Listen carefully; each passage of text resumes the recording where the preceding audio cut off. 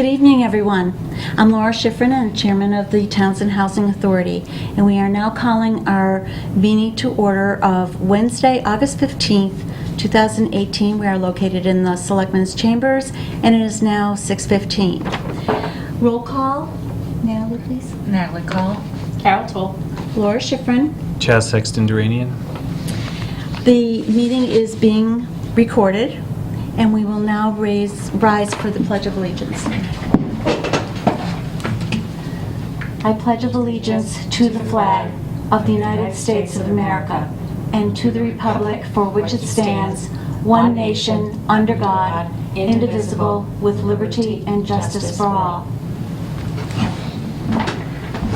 Thank you, everyone. And as always, we'd like to thank our veterans for all their service to our country. Additions, deletions to our agenda unforeseen prior to 48 hours of this meeting. I have a couple of things. Betty Coleman, I guess, woke up ill this morning, and this afternoon about 3 o'clock she let me know that she wasn't feeling any better and couldn't be with us this evening. So we hope she does feel better. And also, on my way into the building this evening, I ran into Glenn Eaton of MRPC, and although he wasn't on our agenda, I invited him in case the board had any questions for what MRPC might be able to do for us. So Glenn, thank you for joining us. No problem. No problem. Happy to be here. And it's a very pleasant surprise to have you. So we talked a little bit about funds for a feasibility study with John at one time, and I thought I saw, and I was just about to see if I could find it, a message from John that he did not see anything on the horizon for us to get funds for a feasibility study, whereas I think it was back in this past spring, I believe, he was looking into some funding that might be available the beginning of next year that we could apply for by this fall. Right. But that doesn't look like that's going to happen. Okay. I did see, I don't remember his email, but I'm going to trust his word. He's pretty good with that. Okay, I'm going to try to see if I can pull it up by just putting his name in, maybe, in my email. And he's there.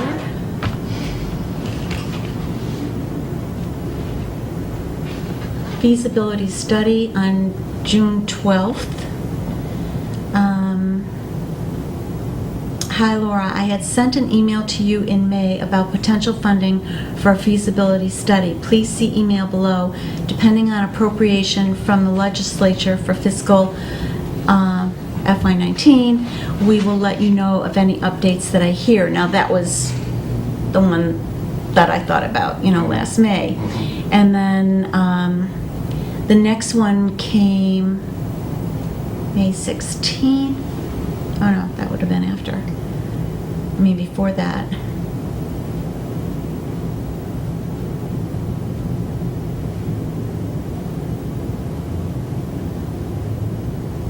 June 7th. We go back to consideration last November of 17. Yeah. And there's nothing since then. So there were two programs that we had talked about with you folks. One's called Community Development Block Grant, or CDBG, and you can fund planning studies under that. The reality is that the CDBG program is very competitive. Trying to be Could Community Compact be a funding resource for the town of Townsend this year? Well, I was just reading about Community Compact, so I stepped out in the hall just to read it up real quick, and those are about regionalization grants, efficiency grants, and those monies are funneled through the Department of Revenue / the Department of Local Services. So they are about, if someone wants to regionalize a service, a conservation commission, animal control, town administrator, pick something. Con agent's very popular. But I just read it again. I'm going to keep reading. I'm going to stick around for a while, keep reading, but I don't see that as an eligible source. The other one, I don't know if John mentioned the District Local Technical Assistance Program. That sounds DLTA. familiar to me, but I don't know if it sounds familiar in reference to this. So it does fund studies for things around housing and bylaws and regionalization. So, and the program has been funded, and realistically, those services would be available for communities in the Montezuma region to apply for probably January, February of next year. The DLTA program is I think it's in program year 11 right now. I think this would be program year 12 coming up in calendar 19. So I think that's the last great hope that we have to hang our hat on. I don't have eligibility criteria in front of me, and I'm not in the trenches with planners anymore. So I just, I say, okay, I sign contracts and go do your thing. But very easily, honestly, tomorrow, Laura, I'll be in the office. I can pull up the most recent scope of services between the state and our RPA for what's eligible and see if something like this is. Because when you were just quoting what John said about funding, will it be available in FY19, I'm wondering if he was talking about DLTA. So you'll know by the close of business tomorrow if DLTA might be a possible vehicle. The reality is that if that's not a possible vehicle, then we know of no others. If it is, then it's something you apply for, but a feasibility study requires some planning and some input, but also some engineering. So you'd need to find some money somewhere to pay for the engineer while we do some of the planning. Now, I remember a conversation with him in regards to DLTA, and I think it was when we were out at the library. We did say it. Yeah, we did have it before. We did talk about that. Yeah, and our concern was that wasn't that one of the ones that was kind of too far off for us? Yeah, but look at how fast time is flying. Because that email, that June 12th was the last email I got, and I thought it was 2 weeks ago. Right. So Right. I've just sent John, copying you and Chaz on the DLTA thought. Yeah, okay. Thank you. So that'll remind me in the little morning. reminder. John, let's talk about this again and see if DLTA makes sense. CDBG is definitely something that's takes a long time to get. You were awarded a CDBG grant this year. It's for 15 units of housing rehab, so that's good. But it doesn't address your, hey, we'd like to do this feasibility study for this potential development project over here. Who oversees, since we have you for another 5 minutes before Kim, thank you for coming, Kim. Who oversees those block grants? Because recently I have had some firsthand experience with owners who've had firsthand experience, and you know about one of them, okay? Yeah. That you just wrote a letter for, and again, I thank you for that. Yes. And for her. Yes. But it was, who oversees the construction, the choice of the contractors that are used, because the funding for these block grants and for the work to be done is not cheap. I mean, they spend a good amount of money. They're It's not market rate. I mean, it's not. There's no subsidy involved. It's current market rates for a contract. right. There is no subsidy. Right. Correct. Right. But in some of the cases, I mean, do they have 3 bids that they get per job? Yeah, the shortest answer to the question is the homeowner chooses the contractor. Really? Yes. So, Has that always been the way? yes. Since I started with the program in 1986 in Gardner, yes. Okay. So municipal staff who might be managing a CDBG or a contract entity like MRPC that might deliver management services. So we manage the process to go from application intake until the final nail is banged in until the mortgage is recorded, the mortgage and the P&O. Okay? We manage the procurement process of the bidders. Today, current practice at my office is we're managing a block grant for Shirley. So the contractors are pre-qualified, we have applications, references, insurances, licenses, all that stuff. They have to be on our pre-qualified list before they go out. I know the case you're talking about, and those happen since, I only have 32 years of experience with the program, but that happens 1 out of 50 or 1 out of 100 times that there was a contractor homeowner dispute. They happen, and I'm not going to say tell anybody they do not. Right. But they are very rare. They're on the rare side, 1 to 2% of the time. Yes. That's good to know. Yeah. 'Cause But the I was sad for this homeowner one. drives, we manage all the paperwork because you don't want to give this government paperwork to a homeowner and say, have fun. Because Yeah. they wouldn't understand the regulations. Yeah. So we manage the regulatory process to get them through the process, but they decide who to hire. So, and that was the process then as well. I can tell you the process in the 80s, we were still learning how to do this statewide because HUD was administering the program over the cities and towns. Now Mass DHCD doles out the grants to the cities and towns. And as I said, if you don't have a municipal staff person like I used to be doing it day to day, then you contract it out to a program management entity, private or public sector. Okay. But the homeowner makes the decision on who gets hired. There is a bidding process, yes, yes. Okay. Yeah. So who, can you tell us,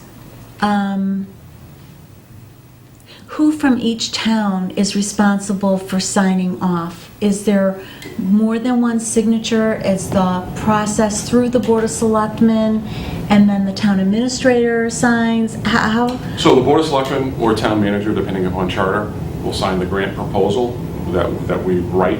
Like we wrote your town's, the one you just got awarded, we write it. But the Board of Selectmen or the town administrator sign the grant proposal.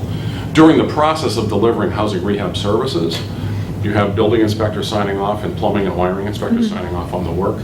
We have a housing rehabilitation specialist that comes out of the admin portion of the grant that develops the specifications, manages the procurement process, inspects the work as it's being done. And in that case, you're talking about, it was the housing rehab specialist and our program manager at the time, who'd been retired, that picked up on what was going on, worked out with the homeowner, fired contractor A, hired contractor B, and then finished the job. The problem was that the first one was paid, and then the second one had to be paid to correct the work. Yeah. Right. Well, that's a conversation for offline. Okay. Yeah. All right. So, okay. So just so that the public knows a little bit more about it in town, that so 15 homes in Townsend are going to receive some rehabilitation work through this grant. Right. And then, of course, what happens is, maybe they don't know this, the grant is paid off over a number of years. And the longer you stay in that property, the less you owe. Right. It's a declining deferred payment loan. Right. It declines 5% a year over the 15-year minimum mortgage term.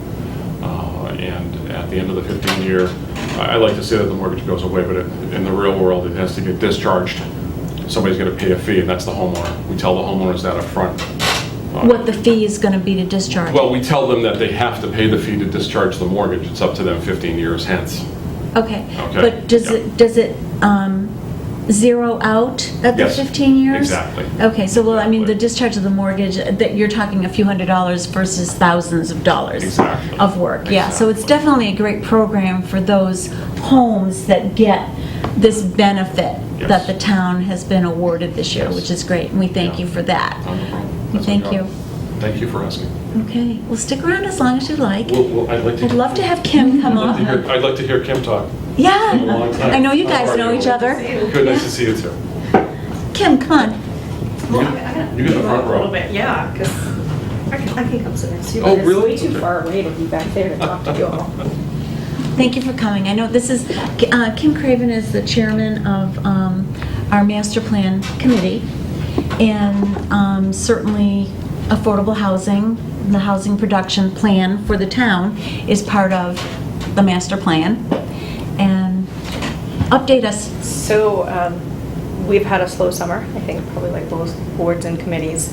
But in the spring, we did a lot of work with researching all the different documents that we have out in the community, whether it be your something from Lori had sent me, the housing plan, open space plans, the work that had been done for the survey around open space. We actually went back into SurveyMonkey where that data was stored and retrieved that information to help inform where we're going next. Because after that had been done for open space preservation, they weren't able to access the raw data. So we pulled that back in. With Montechusett State Regional Planning Commission, we held listening sessions, one exclusively at the senior center for the seniors. So that was during the day with folks that normally go there so that they could sort of be roped into the session, if you will, that we just, made it really easy Convenient. for them to participate. But we had a good, probably 2.5 or 3 more tables of seniors that don't normally go for the luncheon that actually came to participate in those sessions, so that was excellent. A little more than we had anticipated just coming in for the meeting. We did one at the library community session in the evening, and then we did one in the morning here on a Saturday for folks that, commuting might not work out for an evening schedule. And then we did one at the high school for just students, and it was a really big crosswalk of students, some that were very much into the arts, some very much into athletics. There was one that was involved in nothing at school, so it wasn't just one demographic of the community participating. MRPC combined all of that information, so everything that was stated during the sessions went up on flip charts. We shared those with each group, and then they produced a packet that will inform the final survey.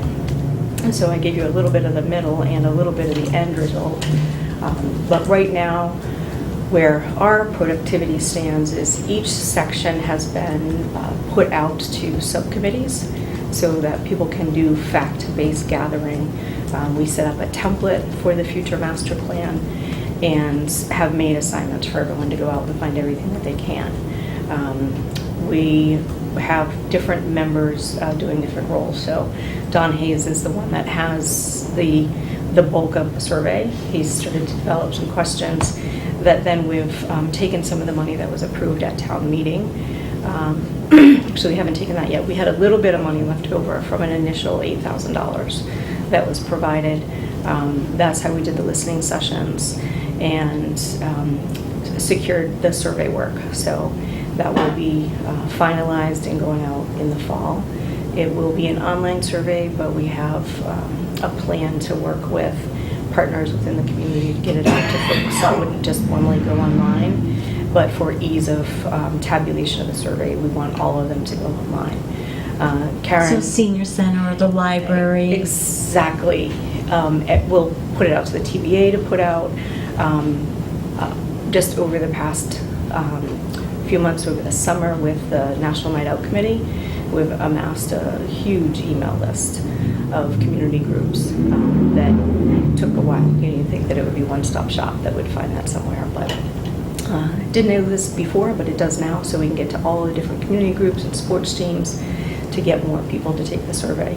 And Karen has offered... VFW included as well? Yes, the they're veterans? on our list, about 5 people from the VFW, so it can't be missed when it goes out. Karen at the library has access to some students. She had mentioned this when she was participating in some of our meetings, so that if we do have to do a paper-based survey, we can translate them. The tricky part with a paper-based survey is that as you're taking it, if a question doesn't apply, then people have to flip pages. So the goal would be to try to get them set up with a computer, someone asking them questions, but not influencing the answers. Because if you can imagine a question not applying and you have to skip to question 17, but then you gotta go back. Whereas in the computer, that's all seamless. No one knows that, that's happening. It's called skip logic in the survey tool. So we'll try to get as much participation as possible so that we get that really varied input. We won't be geocoding to streets, but we're going to ask to locate towards certain intersections so that we can get areas of town. Like if, which intersection would be closest to you, Main Street and Elm Street, or would it be Main Street and West Meadow Road? My street, so that we can kind of get a feel for if there's different input coming from different sections of Townsend without people having to feel like we know exactly where they are. We'll just give them some standardized locations to get that feedback. So they can feel that that it's really private? Yes. That the survey is private? Exactly, Yeah. so that we're not asking them to give their street address or anything like that. Like just, sort of our common areas. We had talked a little bit in the beginning, just doing, Center, West Townsend, Harbor, but we thought that there might be a little bit more discretion needed within those areas of discreteness of where people might be, but again, not giving out any identifying information. So then, moving forward from that, the biggest piece that we're going to hire out assistance for is the economic development piece. Folks can come up with really good ideas. There's been lots of discussion on what should happen, but it's the mechanics of how that can happen in a rural community like ours. Oops, I'm sorry. Is that my time's up? No. Meant I didn't turn it off. Sorry about that. No worries. So that's an area that, we really think that some outside technical expertise is really important. And I think you've heard a little bit at the planning board whether charter should come while this is going on. We really hope that this can wrap up and then the charter discussion happens, because we do have questions about government, and that was discussed both at the listening sessions and will be on the survey as well. And so They kind of go hand in hand. I mean, you kind of have to have the charter be the direction. Isn't that the top direction? Then the master plan? Well, it's actually master plan and Master the plan future dictates direction. the charter? Well, at this point, because we're discussing where people should or feel that Townsend should go in the future, that could then influence their thoughts around charter. So, and we just have to make sure that if we're asking questions and charter is asking questions, that there's some connectivity there. Because if we're asking a set of questions this fall about government and thoughts for the future, does that include the thoughts of the charter committee, or are they going to feed off? Obviously it's town-owned information, and that's why with the SurveyMonkey that we have now, it's the professional version that stores all that data, so that another group can then go ahead and use that information as well.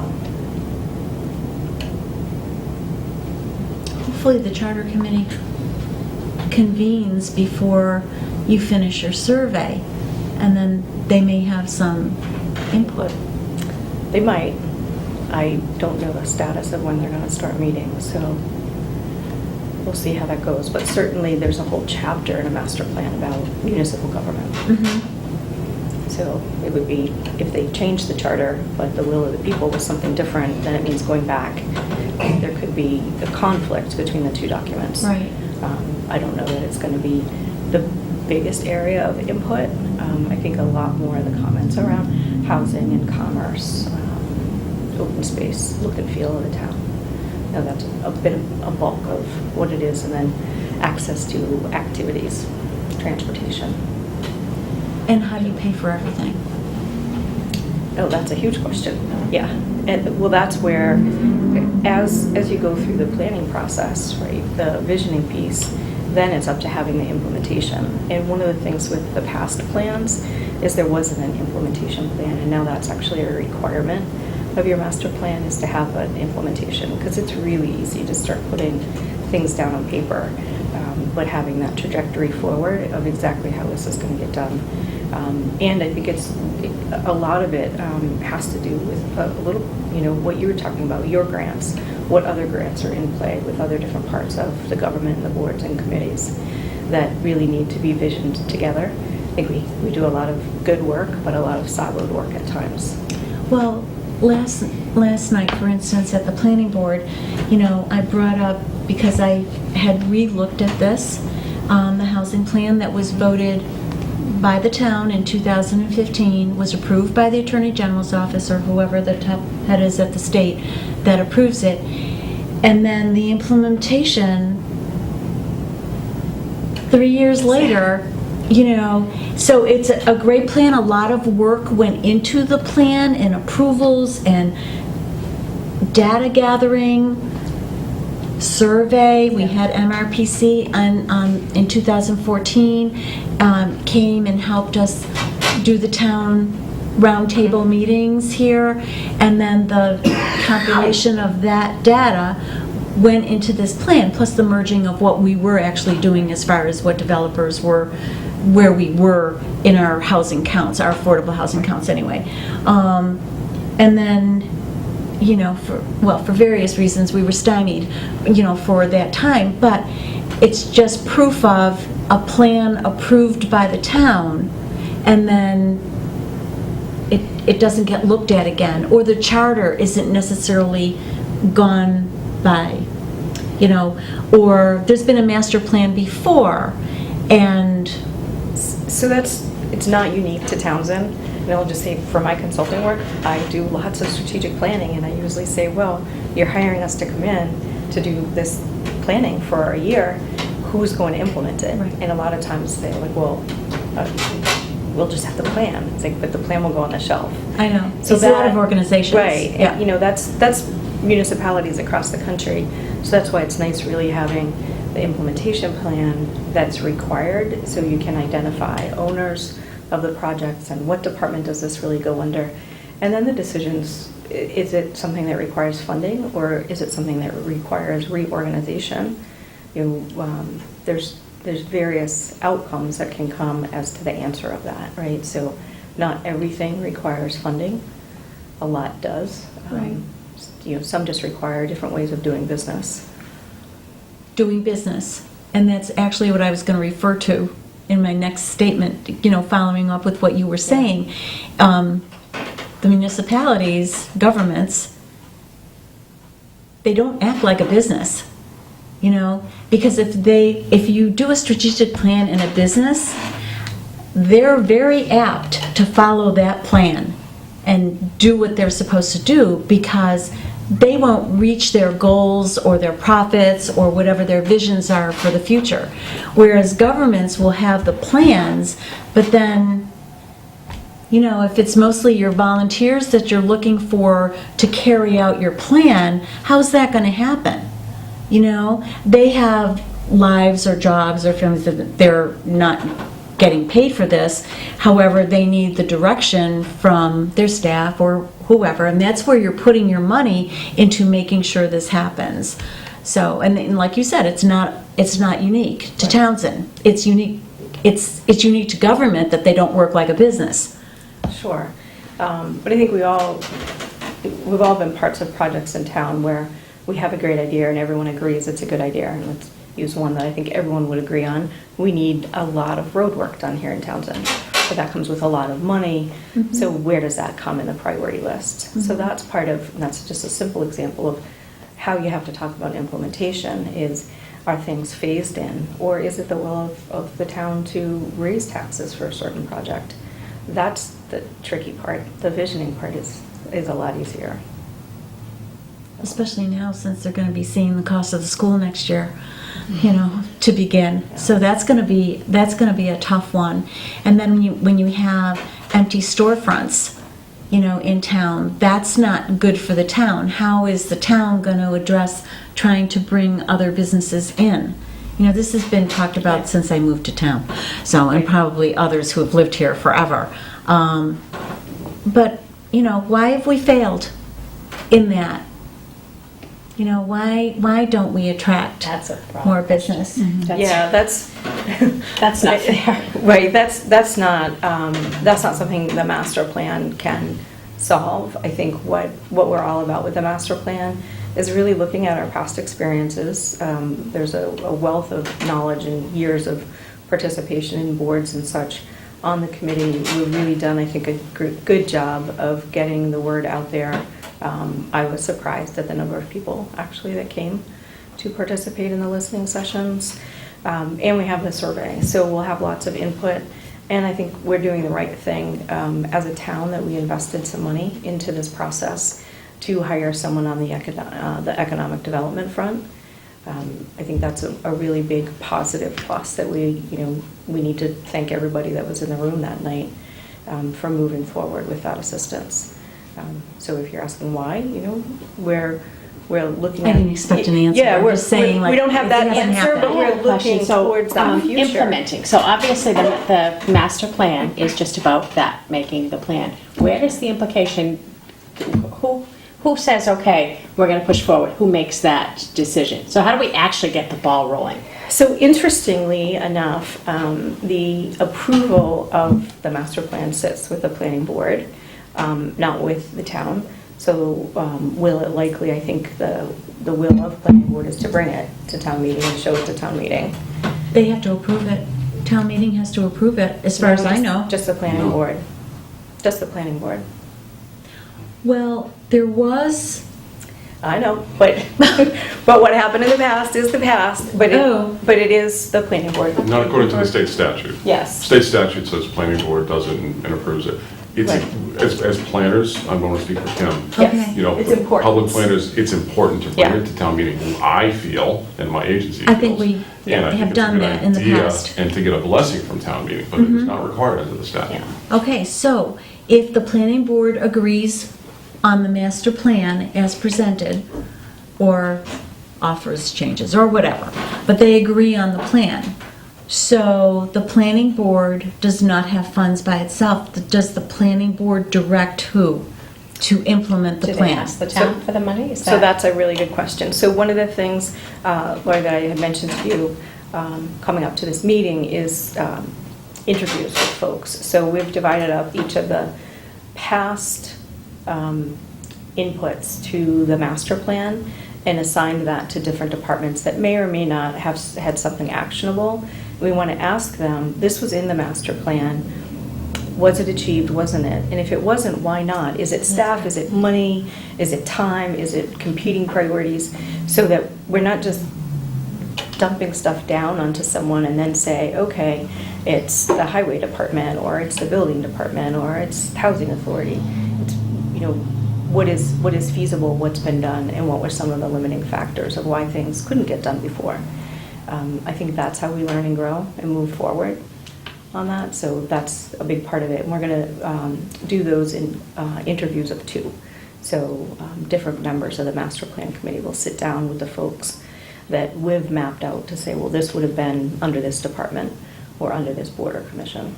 Oh, mhm. Yeah, so that way there we're getting 2 sets of ears listening to the folks that would have some level of knowledge and past experience with those topics. Thank you. It comes down to a town vote if they'll give the money to move forward. Right, so if there's things structural that come out of a master plan, you know, that's the will of the people, obviously, to change something. If it's just a process, then that still comes down to what the town thinks of it.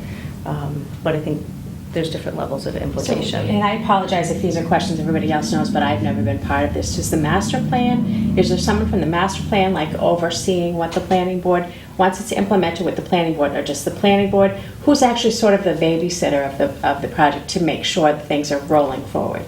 So I think that it should be within the planning board to figure that out. So we have planning board, we have board of selectmen, and we have town administrator. I think that's part of the implementation plan discussion when we get there is, you know, who will really be the owners of each of these pieces. It just seems important to make sure that it's pushed forward once all the time the money's been spent on. Yeah, it's, like I said, having worked in small towns and very large municipalities, it's really different when it comes to small towns. You know, we have our planning staff in the regional planning commission, where as you get larger and larger, you have folks on staff to implement. So a lot of it is really trying to figure out our resources on who can help us with the implementation. And it's not a sprint either. You know, it's not like you flip the page and everything that people envisioned happens. It's a process, and it's, you know. Well, strategic planning is very much the same as master planning for a town, and there's certain pieces to it and people involved in those pieces, and there has to be follow-through. When you leave a document on the shelf for 5 years and never look at it, then you wonder why things haven't happened. You can't do that. There has to be somebody responsible. So maybe with your other hat on the planning board is you re-enlist the master plan committee to meet quarterly or something like that to help that, so that, you know, there's some kind of buy-in. I'm sure that my peers listening at home are shaking their heads that I just gave you that idea, but I think that, you know, I think it helps with some level of continuity of people that created it to connections of future, whether it be more volunteers or our hired personnel. I think that sometimes we have a project, we leave it, and then we're on to our next board or committee. So some level of continuity, I think, is nice. That's true, and as you say that, I'm thinking there really has to be a balance and cooperation between staff and volunteers, because you can't, volunteers will come, well, staff could come and go, and too, as well, too. But, so I guess the process needs to be carried through by someone. So, anyway, thank you so much for your update tonight. Does anybody else on the board have a question? Were you also requesting any information from us? Did you need something from Yeah, us? so you're actually going to be part of the interviewee group when we get to that stage this fall. We had great ideas that we were going to start it in June, and then going through the summer with everyone's schedule, just not practical to do that. So, we'll get everyone revved back up and get on people's calendars. So. Okay, we'll look forward to that. Thank you. Yeah, I appreciate the invite to let you know what we're doing. Yeah, All right. thank you All right, very see you much for later. coming.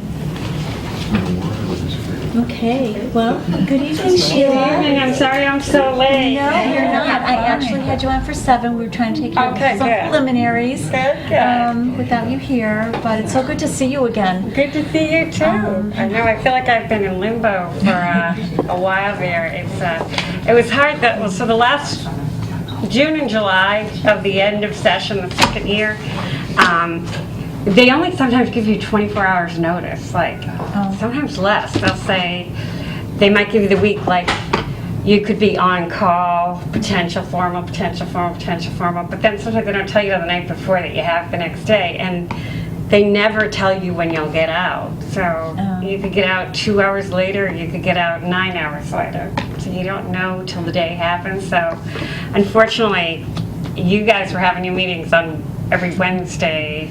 On Wednesdays, Wednesday, yeah. And formal sessions are always on Wednesdays. Okay. Even in the not end of the session, but the end of the session was really bad. So. Well, I'm glad you're here. Yeah, Thank you. we're I all am too, glad you're actually. here. Really glad. And if you just give me a couple of things to go through, we will hopefully get to you by 7. Okay. And and then I'll explain what we're doing under that, okay? So, Glenn, isn't that funny that I had MRPC on here because I was reporting on that, so I'm so glad you were here for that. Oh, well. Yeah, you I'm were glad I was 1.7. Yeah. Not you personally, but MRPC was. Why don't we go to, everybody received the minutes for June 20th and July 16th. Yes. So I'll entertain a motion to, and they were also sent out to you before tonight, so I'll entertain a motion to approve the minutes of June 20th. That was second. Alternate. Somebody has to make a motion. Make the motion. Oh, make the motion, sorry. I motion, we accept them. Make the Okay, motion. and is there a second? Second. And any discussion on the June 20th minutes as presented? No. Okay, I didn't. hearing none, then we'll have those June 20th minutes approved. And then there were also minutes from our July 16th road trip to Soldier On in Agawam. And I wonder if we could take just a few minutes to look at part of that, do you think? Were you able to pull that up on your laptop? I had, and I thought we were going to go ahead and... Do it you in had- work you had session? it. Oh, I Yeah, had you it all. viewing at the end. Yeah, Okay. Okay. Okay, I'll entertain a motion then to, we do have a tape of a portion of that road trip that we took, which was very interesting. I think you'd really like to see it. We were so impressed by it, that Is really it- left an impression on us. Is this the one that, because there was one out, I don't know if this is the one that we were told by the Secretary of Veterans Affairs was his recommendation to model. Yeah, I think that was it. Yes. Yeah. Okay, and when we get to your part, I'm going to try to do a recap of, a short recap of the last 5 years or since our last project, because I've been asked. Okay. And I have not had a chance to do a bullet in writing to do Okay. it, but I will try to recap that Okay. succinctly tonight.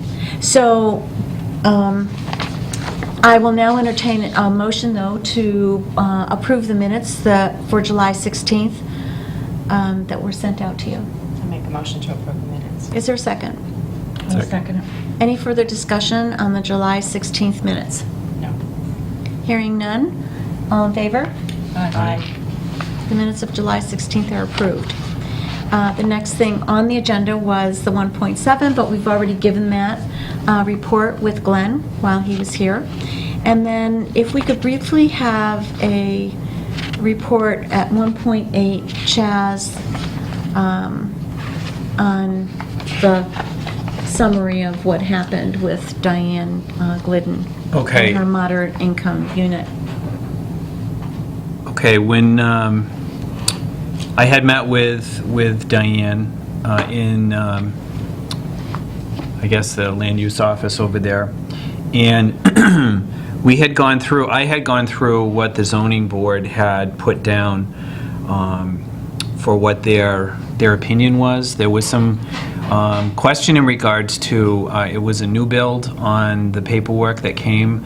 I went through the paperwork. I went through the paperwork with another person over in regards to what the Zoning Board of Appeals was looking for. Diane Glidden had issues with the fact that there was, according to the state, there had to be a 15-year commitment to be moderate, to be considered for that. She was not willing to do a 15-year. According to what it was written by the zoning board was a 5-year, that was only a 5-year commitment.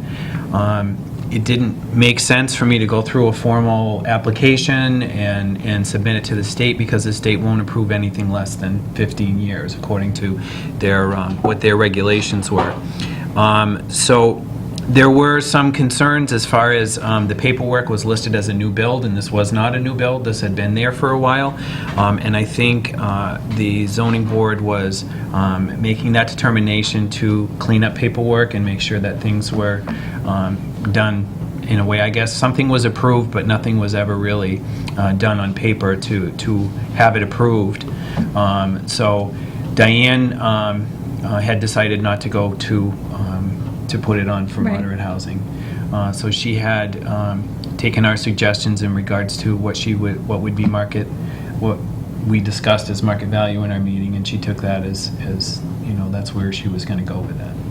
So just for a little bit of a recap, what happened was there was an accessory apartment that had been allowed 18 years prior to, and it was a family member that lived there, and that was within the bylaw. When we were going through and doing the renewals, which is supposed to be done every 5 years, but they were done last year, she came forward to do a renewal. When, for whatever, I don't know, because I'm not on the zoning, but when she went to do the renewal, she was going to do it for moderate income, because the accessory has to be familial. And that was one of the things that this plan addressed, that we should open up the accessory apartment. We should open up some multifamily opportunities, okay? Because there were homes in town that could fit that moderate income or accessory that are non-familiar. So when it went to zoning, it was no longer a renewal for the accessory because it wasn't a family member. So she was going to go to moderate income. So when that happened, they did the new construction, which couldn't be done. But I have a question that came out of all of this, and I wonder if it can be answered at the state. For an affordable housing unit, when she went the moderate income, and that was attached to her property, when she goes to sell that property, can she sell it to someone who, obviously it would be okay to sell it to someone who agreed to continue the moderate income 15-year thing, right? You can't continue it, but the new owner has To the ability apply. to reapply, correct? Right. So, and what you're saying is that it will, whoever reapplies, it will always be for 15 years? Yes. So, okay, so that's really the That was end of for- how that happened. in her particular situation. The premise behind it is that you can't make property affordable and then change it 2-3 years later, and then make it affordable and change it 2 years later. That's the idea behind that, which I understand. But also, if the property was transferred, if it was sold and someone else took it over, that person would be able to reapply. In it, my knowledge, and I'll need to check on this, but I think that it doesn't start back at 15 years. It gets started from Where it stopped, yeah. So, another thought, say someone has that and they have this moderate income apartment attached to their house and they pass away. And the family sells the house.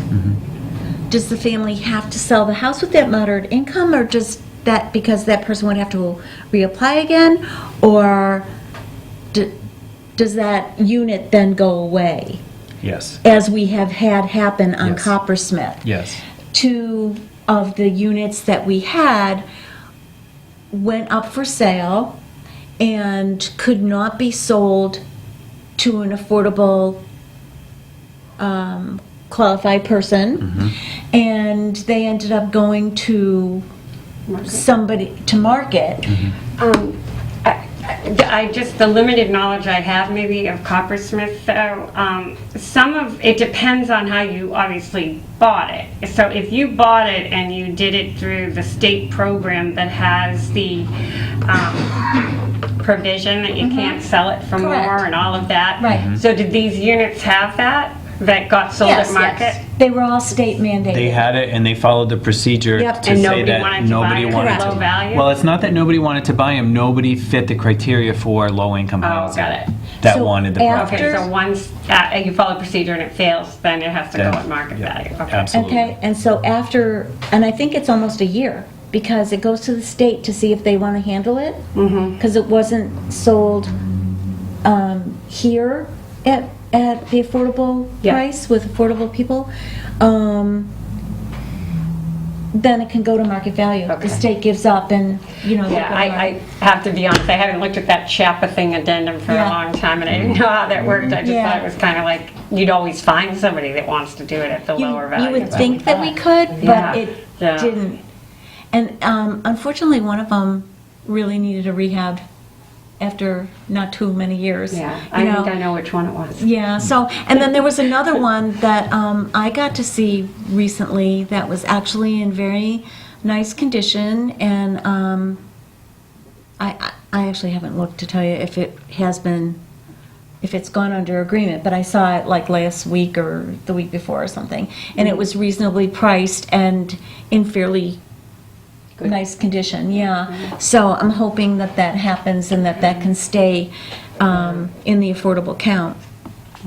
So, and we're now up to 7 o'clock, and then I'll welcome you again, Sheila. And so now, so the next thing I have on here, and I'm going to try to follow the agenda, is the 2015 housing plan. So after, and I've said this to a number of people, I've told a number of people, and I'm going to try to take us up to today. After Townsend Woods opened, and we got 36 units out of that, we were told shortly thereafter that there was no HUD 202 funds available. So we're going back to like 2010, 2011. And that we were in fact the last project for HUD 202 in the country, not just in Mass, but in the country. So, and that was our third try to get those funds. We were refused twice before.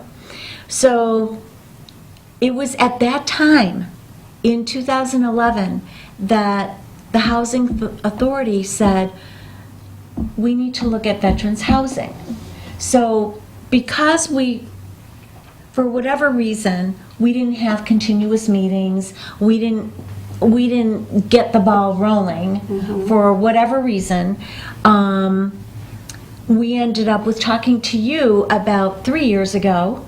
We're going back to 14 and 15. Yeah. And those were our plans. And we were discussing that at every meeting, and some meetings we didn't have quorums, and we just couldn't get any tread, Right. okay, to go with. So then it came to where we were going to have the meeting with Jay Ash. And this was November of 2015. I had just had my hip surgery. I remember, yeah. And I missed that meeting and walkthrough that they had at Townsend Woods.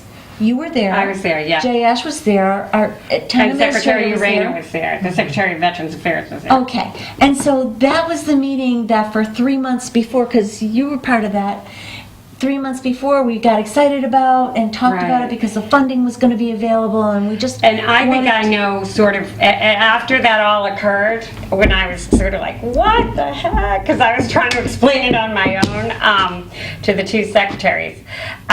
I think what had happened is my legislative aide called and left a voicemail message, I think for Karen, who was in the, isn't it Karen that was in the land use? Land use, yep. Yeah, Yeah. but, yes. Okay. But she wasn't here.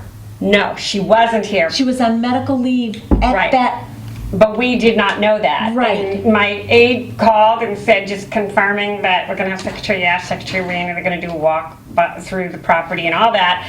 And then I think she even made I haven't heard back from you, but I'm just calling to confirm that we're going to do this. So there's probably some voicemail somewhere that just That's it. lives out in eternity. But she never talked to anyone to say, yes, we're all on board. She thought she just gave them a couple of good warnings and they didn't complain. and then you guys came out, and of course, nobody was there to meet you. Until Right. the town hall was So- called, and Jim went out. So unfortunately and stupidly, on this particular day, I had the plan that we had recently gotten done up of the actual site of the project with the conservation land laid Yes. out and where we were gonna put the road and the whole Right. thing.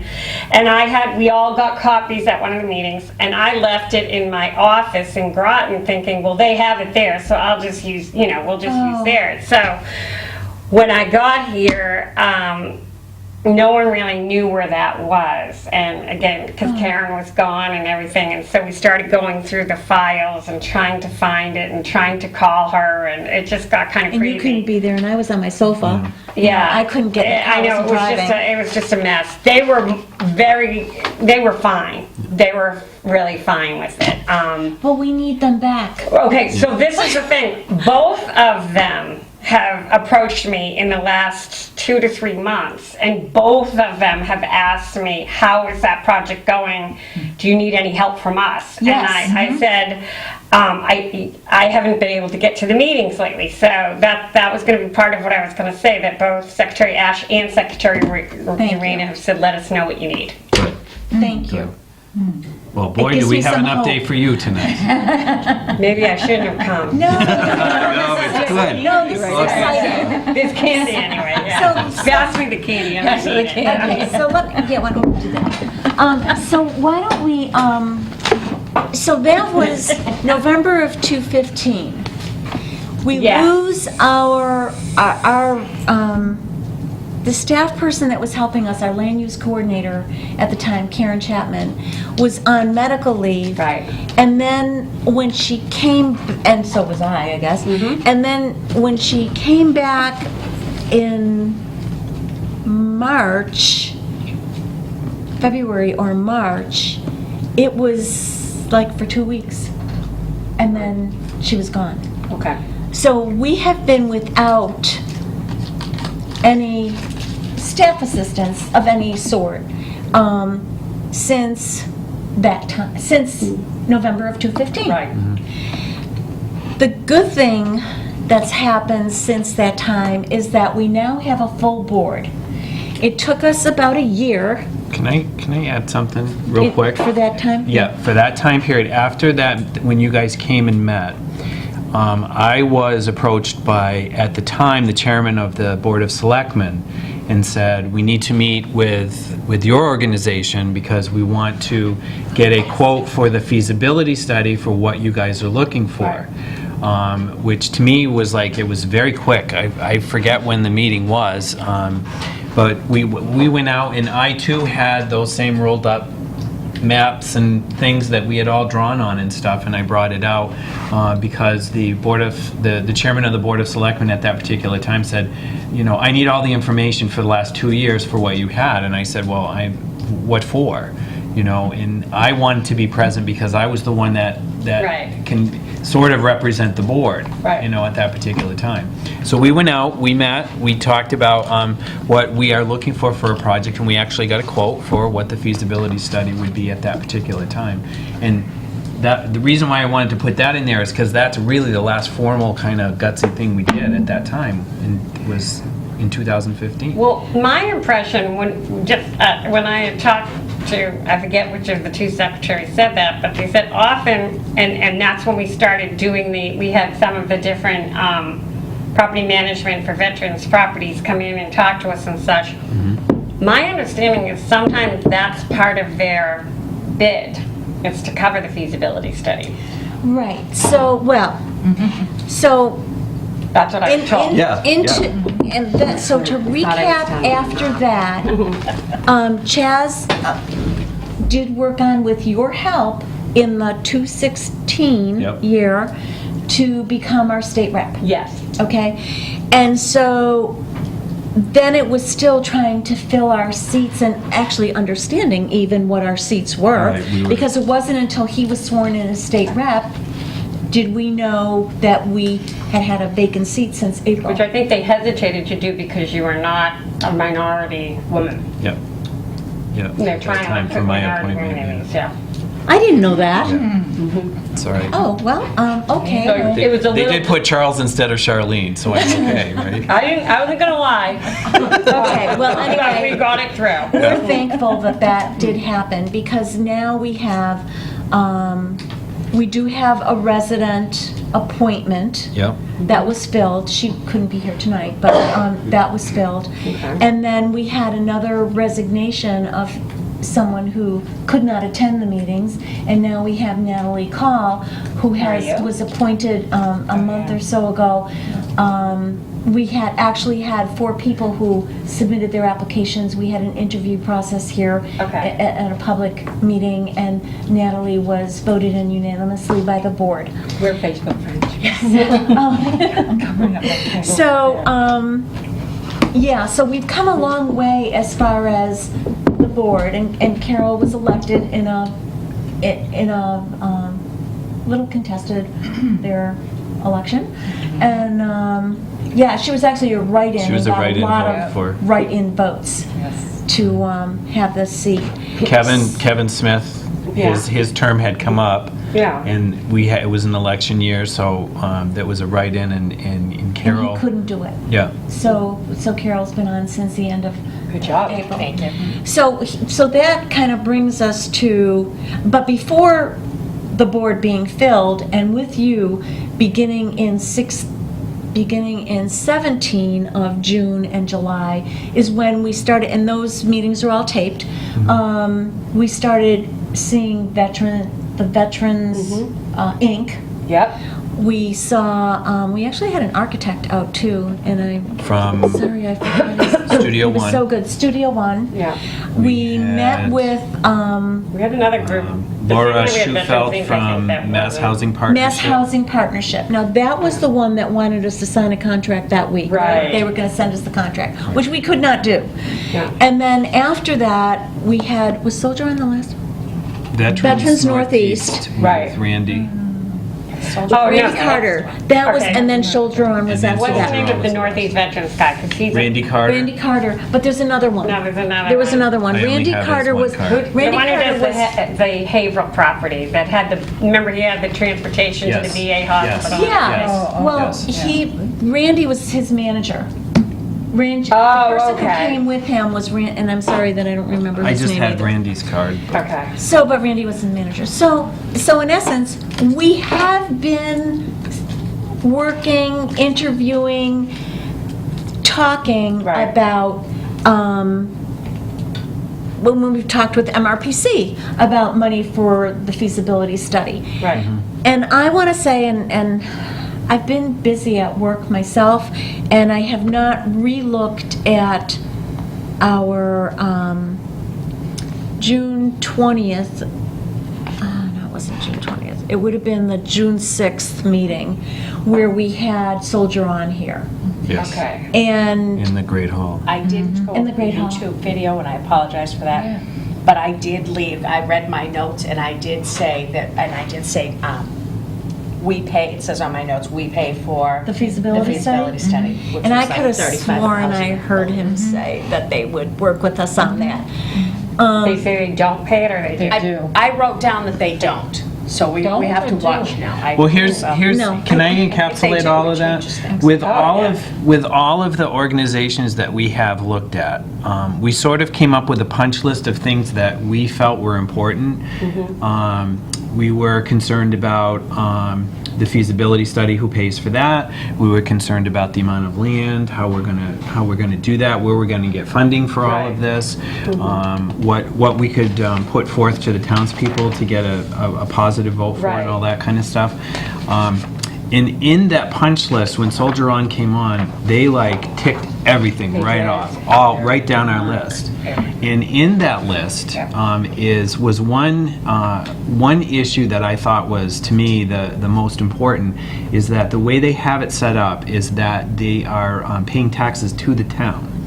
Even though it's a veterans housing, they are part owner. I forget how he said that they have it, but Right. there's a way, like stockholders and all of that, but they're actually paying tax money to the town, which to me was like, okay, Right. instead of, if it's town-owned land, and they're gonna be on it doing, their thing, at least the town is getting some kind of. Right. So they're contributing. Right, back to it. So in that Yeah, that's good. Plus. realm, okay, because I have some information from them that I did get back today, because they were invited, but in that realm, I had invited Vicki, our assessor, to come, and and she couldn't come tonight, but she is willing to come to another meeting, and she will investigate how Agawam assessor looks at that building, how they pay, what, she's gonna get the information from them, so that in her position for Townsend, how would she be looking at that building? Right. So, she will come in the future. We also have tonight, everybody has a list of all the town-owned properties, and we're gonna talk about what we could look at. And so the feasibility study, I asked Soldier On if they could send somebody for this meeting. I asked them last week, and granted it was, if I had looked 2 months ago, I probably would have asked them 2 months ago, but I didn't. And so they couldn't get anybody here tonight. But her answer to the questions that I had was one about the feasibility study. We will work together with the town, state, and other funding sources to find money for a feasibility study. So they will do that with us. Also, I remember Mass Housing, MHP, saying the same thing, that they will partner with us. They were ready to sign and partner with us right away to go through this whole process, like we did with our cap on the other two buildings. We partnered with them right away. We did not have feasibility funding ourselves before we started the process. It was started with our partner. Did RCAP get the feasibility study covered, though? How did the feasibility? They were our partner. Or you just worked with them? We just worked with them. But they found the funding. They found the funding. And that's what MHP said. That's what, I believe, Veterans Inc. probably said the same Yeah. thing, and Soldier On is now saying the same I thing. think it's, and the other one's Northeast Veterans Outreach. Yes. That's where Randy's from. So, no, has Veterans Inc. come out? That's Veterans Northeast. Veterans Inc. is in Worcester. They work I talked to somebody, I don't know if it came out, I talked to somebody at Veterans Inc., but they were sort of a different model than we Right. are. So they don't build projects and stuff Right, like that. They right. just but they said they'd be happy to give us advice on managing them, but they don't build. Okay, so I knew that we addressed them in some Right. manner. They're much more, I think, on the, they also help a lot on the job end of it, I think, is part of their What do you mean on the job end of it? Meaning they do a lot of assistance with getting veterans trained and getting them jobs and getting them to take their, like their active duty credits of training and information and parlaying them into a sometimes job. college credit and such to get jobs, yeah. And Soldier On seemed to show us that way too, that that's Okay. what they do with their residents. Okay, good. There. So the other one was, the structure of each project is unique, and we would work jointly to find the most effective form of ownership, development, and operating agreement specific to the development. I think my question was to her, how do you work the equity part? That he was telling us that the residents have equity in this. In other words, in the elder housing that we have now, the occupants, residents, it's affordable housing and they pay rent, which Right. goes by a certain whatever. But they have no ownership Right, in that rent. They don't pay taxes. right.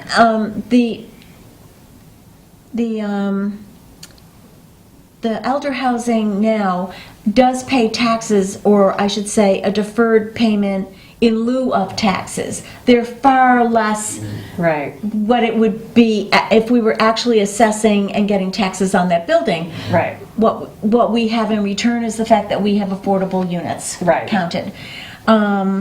So in this instance, at Soldier On, they may pay rent, but it's kind of like a condo fee that they own. They participate in how they spend their money with the fee that they pay for living there. Yeah, they call it shares. Shares. Shareholder. Yeah. They're like a shareholder. So if they come up as a group with a way to save money, they end up having that as part of their share of the profit in the equity of The project? the project. And then... So if they save money on electricity, more than what's budgeted for, then they all get a little rebate. a rebate or however they work it, yeah. And I think it's at the end of their residency, because he was saying if people wanted to, when people leave there, they can stay for as long as they want. But when they decide to leave, they leave with some money in their pocket. Oh. Yeah, it's not the same as what we have No, for our that's a other really different affordable model. housing counts. So that was their answer, that each project is unique and we would work out something that works with your How do community. they go, so in order to get into the project, is it just like a portion of your rent or monthly payment is going towards your equity? Is that, a portion goes to expense and a portion goes to equity? Yep. So it's almost like the project holder there is like the bank, like the mortgage company? Correct. Got it. Yeah, Yeah. yeah. It just was so, Sue Licio, our liaison from the Board of Selectmen, was here at the meeting that they were presenting. And that immediately caught her attention, that they pay taxes to the town. So there's ownership of, Right. having the feeling of ownership. Right. And it's kind of a win-win situation Yes, for yeah. the town and for the Yeah, and residents. to walk out with a little equity is really nice. They also provide, I think, enough services for the veterans. Yeah. Which is a That's- huge With thing. transportation, Yeah. all that, We so they're were- not going to drain. Now, Right. I was like Right. very interested in regards to the services Yeah. that they are providing, and that's where I think our state representatives can help us out as well. Yeah, no, I'd be happy, because I know when we had looked into that initially, we were saying, how do you, like, we were thinking, could we contract with, like, Spectrum or somebody like that, to have them come out, but if they're willing to offer No, this, listen to this. let them just Listen to take it. this. He Okay. has one section where he calls it a counseling type session or whatever. They are with agencies who actually teleport or telecommute or whatever. Oh, did you look at the tape? Yeah, I did. Oh, my God, You it's sit so there. wonderful. You sit there I watch and it too. if you're, because we do that at where I work, you know, if our psychiatrist can't be on property, like she comes in, telemedicine, yeah. And she will, you know, and they will be able to have these invisible injuries being treated right on property so that they great. don't have to be transported to Great. make a plane or. But they or- also have their own Yes. transportation provided by Soldier On. Right. So did you sign up that day? Or Well, we wanted to, but I will tell you that, and this is another thing about, we were discussing RFP and, you know, do we have to do this for the partnership? I don't ever remember an RFP with RCAP. I do remember that we interviewed RCAP and we interviewed one other place, and we decided on RCAP, it was Paul Textera at the time, because we had been working with him for years on the first project, so that was going to work out. But in this case, we have already been interviewing. Yeah. You know, we've approached 4 different places, and this one is just so amazing. And I wonder if the tape is 37 minutes, and I wonder if we could actually look at it, and so that you can see the feeling that we got that day. Right. The last statement here had to do with the taxes, and it says, we have typically worked with the town on payment in lieu of taxes, or, you know, payment in lieu of pilot, to determine the tax amount. So, and that's how it would be worked to split up with them. Right. But I But have they to- are a nonprofit still, Yes. right? Yeah. Yes. Yeah, Yes. they're Put a that nonprofit. 37-minute video on YouTube with our meeting so that people at home, our Okay. questions can see as My well. my only issue is, in an embarrassing sort of twist, I was sponsoring the Pepperell Band concert last night that got rained out. So they Oh, and moved it's it to tonight? Oh. Okay. So I said I'd at least show my face before 8 o'clock. Okay, yeah. so let me, So I'm sponsoring it. let me say this. One of the things, we didn't talk about it when we were there, but one of the things in the tour that we got was when we were in the apartment, we got to see an apartment of an older veteran that was there, and he was very proud, and it looked very homey. Yeah. It really looked very Yeah. homey, and he was very happy there. Good. There's a whole story that went with that, but we don't have that on tape. But it was a personal story for him. That something about how he went to school in that building. It was an orphanage of some kind, and it was like I don't know if it was. Was it a? It was a reform school. Okay, that was it. I did wow. right. It was. Yes. Thank you. Taped it. So Harley taped it for Yeah, us. he taped it. So he Nice came out of with him. us that day, Yes. and That was great. he said that whenever they renovated it for the veterans, he felt like he was home. Yeah. You know, it was very heartwarming. So then we went to the vacant one. He showed us a vacant. Well, we saw another place in there, but then we went to the vacant or their model unit. And so when he was explaining it, you know, whenever we do a project like this, in the other 2 projects anyway, they would always ask us, how are you going to get your community involved? Will your community be involved in this? So like in the past, it was like Kevin Smith did the digging. You know, there'd be different businesses that would, you know, Right. offer their services, for the most part, offer their services. But in this instant, he said, when a veteran moves in,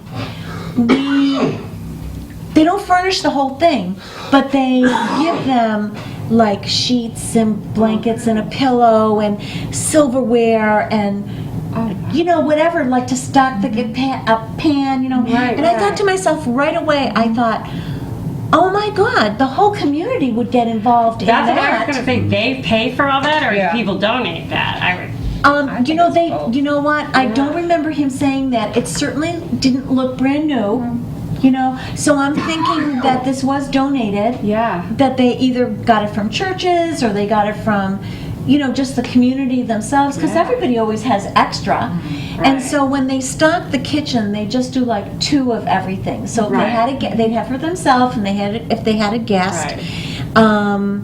and then like a pillow and a blanket and sheets, so that they're not having to expend, funds right away. Well, my God, the community would get behind this. Yep.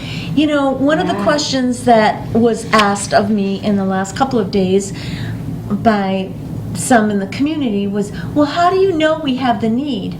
I said, well... When someone in the community asks you, Yes. how do you How do you know we have the need, that this would be in our, without doing the feasibility study, how do you know this? I said, well, number one, we had some outreach last summer, which was done by Chaz to a bunch of veterans. There were no other members of the board were involved. It was Chaz's outreach as state rep to these, well, it was right before you were sworn in. Before I was, yeah. So, to these people. And we knew that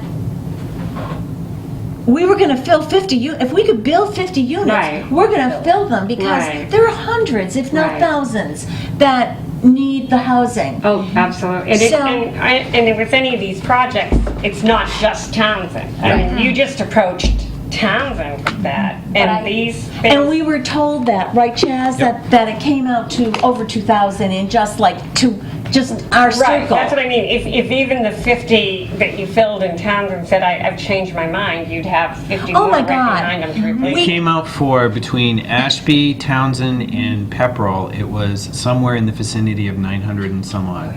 Without Shirley or Air. Right. And that's right in our area. So what's 50's a drop in the bucket. Yeah. So when I thought about this 50 and how the community could get involved, and you figure if you had 2 of everything that you need in an apartment, this town would come together quicker Right. than And whatever. they're paying taxes. Now, I have to say something, and I probably shouldn't be talking because I have to go, but there is a weird thing that a couple of local constituents said to me, and it's sort of interesting that somebody said to you, how do you know you need it? We may not even need this. Somebody approached me about my involvement with this I heard you're working on this, and I'm like, yeah, it's exciting. And they go, well, people are really nervous. About what? Maybe we were talking to the same person, because yes, they're worried that there will be drug and alcohol issues with some of the veterans, and there will be with some of them. But there will also be But they that have with people services. Well, that is the existing community. housing. The other thing They don't have to be veterans. I think what Townsend is, what some of the residents are saying is, there is a big waiting list to get into Atwood Acres. Why are we doing veterans housing and not 55-plus housing? Because they don't understand that we can't get the funding for it. Right, well, and also and your it's response would be legitimate because they question. served our country, We can't get and so we're funding. not trying to Right, slight we them can't get either. funded, But- but I can't don't get think funding. people know that. But it's But we might have been talking to the same We person. may have, because it was a weird conversation. I said I would have never even have thought of that. Now, as an interesting thing, they then said, oh, it's supposed to go to seniors. And No, I it's said, not. no, I don't think it's programmed. It's supposed to go to But I can see why income people and think seniors that. and need and whatnot. I But- see where people think that, though. well, I do too, but the reality is, I'll tell you what also, so we have a vacation home down the Cape, and around the corner from our house, big sign that says Veterans Housing Project being built here. Well, all of a sudden, like 5 houses, like right near there, all on the market. And I said to my husband, I said, it never would have occurred to me that people would be so worked up about veterans housing, because people, generally support things for the veterans. But I think that along with the feasibility study, I think there's got to be sort of like an explanation. I think one of the most important things is the service part. So if we're going to have people with the invisible wounds of service there, we're better to have them than where there are people that can help them. And that's, Right, that's the exactly. other ideal factor about this, that you're not going to get, say if they got into the moderate or low income or even senior housing, Right. and they were in need of those services, they're not going to get them elsewhere. So I think we have to kind of push the positive of this is the best scenario and this is our best way to thank them for their service in an appropriate fashion. It's also the best for the town, because so if we can't do the 55-plus, we don't want to put in city-type projects into the town to flood the school system. Sorry, my neck is killing me. Oh, that's right, you have that. So we don't want to put in housing that's going to, destroy our school system. We don't want that in Townsend. This is our next best element. But I don't, people can come to the meeting and hear what we have to say, and they don't, but we need a way to get that out to people. Well, that's why we have Hartley here, and I think that's why there's Right. been so many meetings But that you know what we've might be had. good to do, even more important than us all seeing this video, is to have a night that can be presented to the public. Like have a public hearing night where people can, if in sure that fact will that's the come. model that we want to have, Yep. I'm we sure need that will them come. to hear for themselves how incredible the program is. Although Get this somebody is from just- Soldier On to Kim come out. Craven Yeah. brought up a very good point when she said they took the meeting to the seniors. Yes. Maybe we're better to take the meeting to the seniors. Yes. Anybody who wants to Oh, come yeah. can come. Yes. No, well, they won't let you have, unless we go to the library. We can have it at the library. The seniors At a won't let time you that have they'll it? come. No, you can't have a public meeting at the elder housing, either of the buildings. Isn't that It's a what? HUD rule. Wow. Yeah, that's what I We thought. tried that. We tried that. Can I speak not to allowed. that issue, Madam Chair, being of person in human services? If we built the statistics, being in human services, if we built a building that was 55 plus, the percentage of people who were in a disadvantaged, as far as having substance use issues or mental health would be higher than any veterans housing that I have ever seen. The percentages are much lower in that, and I think that's a misnomer and it's a bias in regards to that. There are a huge sector, according to all the research that I have done over the last 3 years, there is the majority of these invisible wounds are from what used to be called battle fatigue, which now we call PTSD, which is really very manageable with medication and therapy, along with possible, physical injuries that they have had. Right. This misnomer of these mental disorders that people are going crazy and causing all this havoc is really nothing more than that, just talk. Right. I deal with this population on a day-to-day basis, and, I'll be very honest, I would much rather live next to these people than some of the people I do live next to, okay? Having said that, I agree. I think that we need to, these are things that if it's not talked about, people don't know. So Right. I believe in a public forum, I believe Yeah. in talking. We talked about before doing open houses and doing all of that Right. kind of stuff.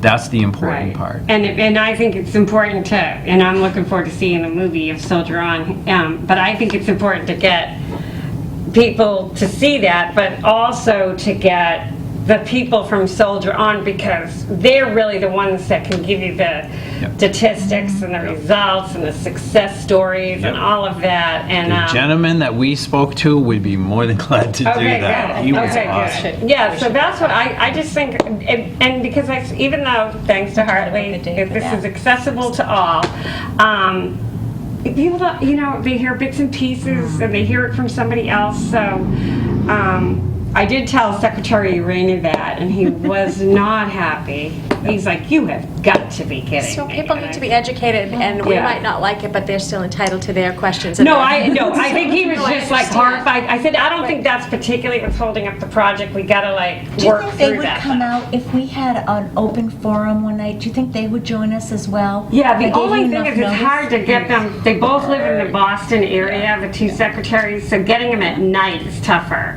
They think we live on the other side of nowhere. Well, if we were gonna do, Yeah, I know, I think sometimes I live on the other do side. something that was. We could do it during the day. We should do it during the day. Secretary We're gonna do a Rainey. senior yeah. thing. Oh, he's a great, I mean, Like a noon time at the senior okay, center. he's a great guy, and I'm sure he'd work with My us. schedule now, since it's Yeah, coming out here, it's just that I don't know if I can get him to come at 7 o'clock at night. I think that might be too late. But let me. What if we did like a noon time at the senior center? Yep, During the week? Yeah. like a Friday at noon or something. Oh, we could do You think that? a Friday would be good? Yeah. Well, I think they a lot of times weekend? schedule their like out in the community visits, like on Fridays for some reason. Okay. It seems like Didn't whenever know they're that. out and about, it's on a Friday. Hairdress. Well, but like, no, but I talked to these guys, and they're I like, no, they'll see be that. like, no, I was in Pittsfield Yeah. at 7:30, and then I went to like Springfield at 9, and they seem to trek across the state on Friday. Yeah. Okay, so, Really.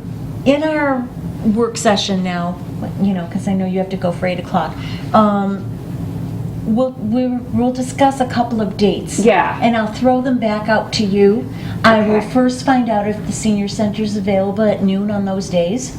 And then hopefully we can get people from the elder housing to come over, because it's right on the next I campus, if wonder you will. if someone from the, especially if we're inviting seniors, if Chief Bailey or if someone from the police department would speak. I don't know if it opens them up to any liability, but if they had an opinion that, you know, this isn't something that scares the police department kind of thing, I think that would matter. I think we can At least ask him. invite them. Yeah. We can ask him to come, and the state reps, and soldier on, and Yeah. have the tape that they could all see it. Right. And maybe we can work on some editing of the tape if it seems choppy, because we were actually doing things before Hartley came. Yeah. And then we didn't start like in the beginning kind Yeah, of thing. yeah. So I don't know how that can be changed or edited. So we're not. You know who not looking- else maybe would work with us on this? And, because she would be someone who sometimes talks to the criminal or danger element, is Marion Ryan, the district attorney for Okay. Townsend. Okay. She is, and it's funny because she and I, we both were part of a delegation that actually went to Germany this year, to Berlin.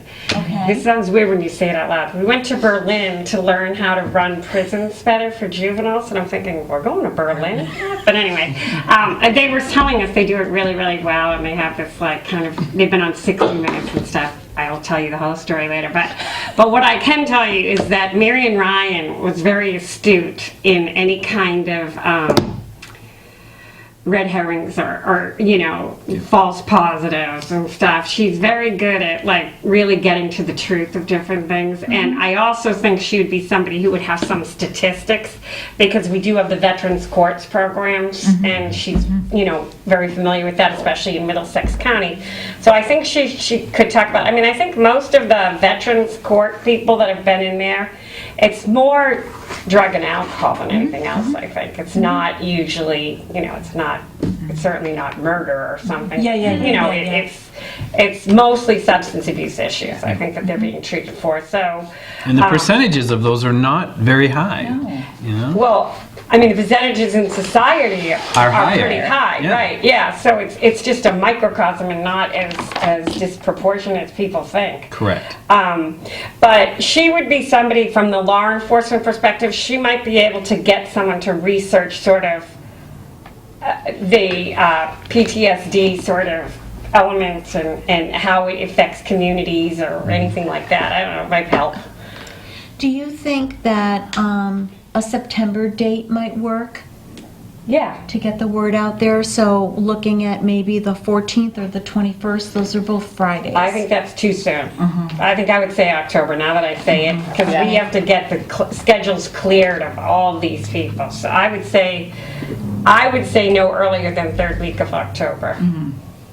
Let's So shoot the for 19th. Okay. It's the end of the I think third week of That may be October. enough And would it notice be, to which give day of the week, everyone. Wednesday? That's a Oh, no, Friday. that's That's a Friday. Friday. You asked for Third? Friday. Oh, that's right, for that, we have to do Friday. What I'll do is I will confirm with the library senior center, the senior center, that we can have that day at noon, Okay, and what date is it? Friday. October 19th. October 19th, okay.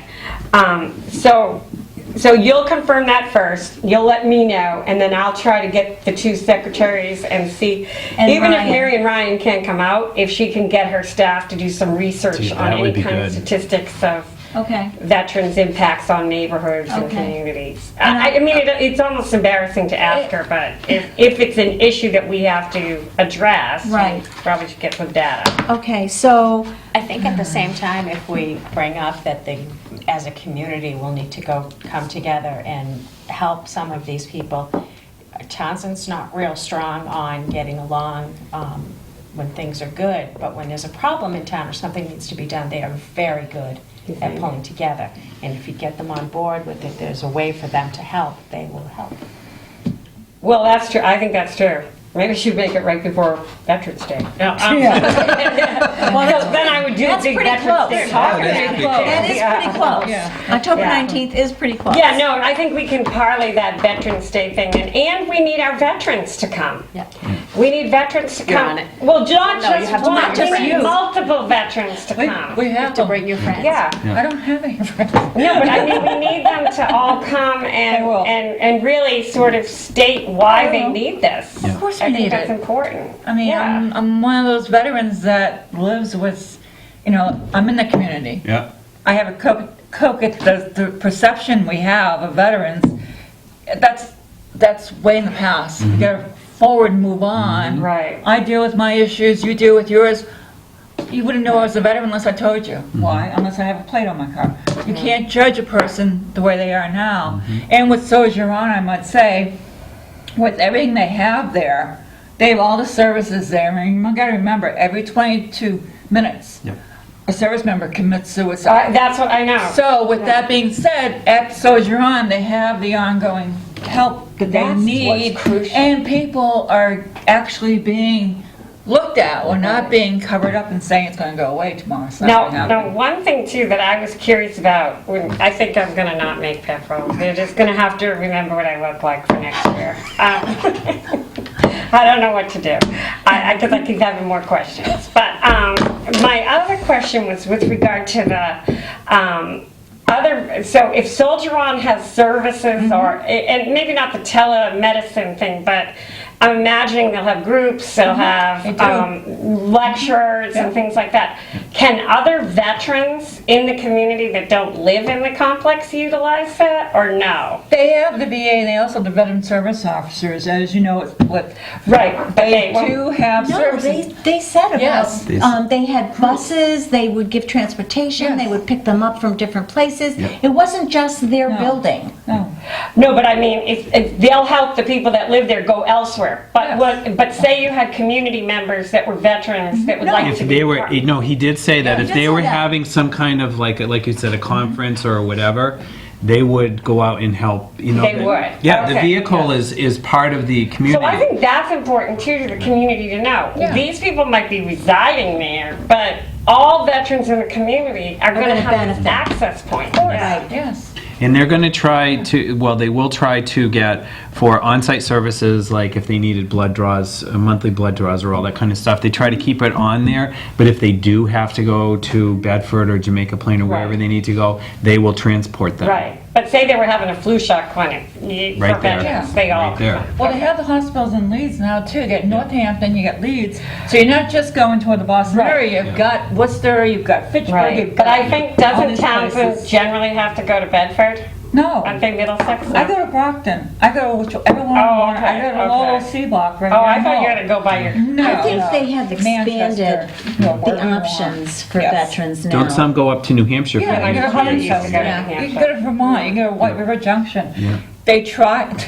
I have the same person that I go to for the last 10 years. Have I lost her? No, and I've lived in a lot of places. No, you get no. They Good. can't make you. You can say no, and that's just the way it No, is. no. Boston is separate Yeah. from Manchester. You got two different regions, and they don't talk to one another. Well, can I So- tell you something really weird there about the Manchester? I always forget we're always being taped. So We're not hiding anything. my father was a psychiatrist, and he did his residency at the VA hospital in Jamaica Plain. And when he had retired from he was at Salem Hospital for like ever, 40 years or something. He retired. He and my mom moved up to New Hampshire and he started going to the Manchester VA for services.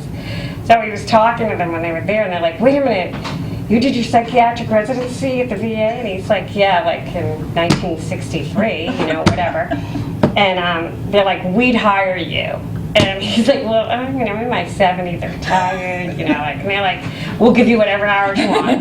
Like, whatever you want to do, we'll take it. They said, we cannot keep up with services for the invisible wounds, the PTSD. yeah. We cannot get enough psychiatric help. We can't do it. We'll take anything we can get.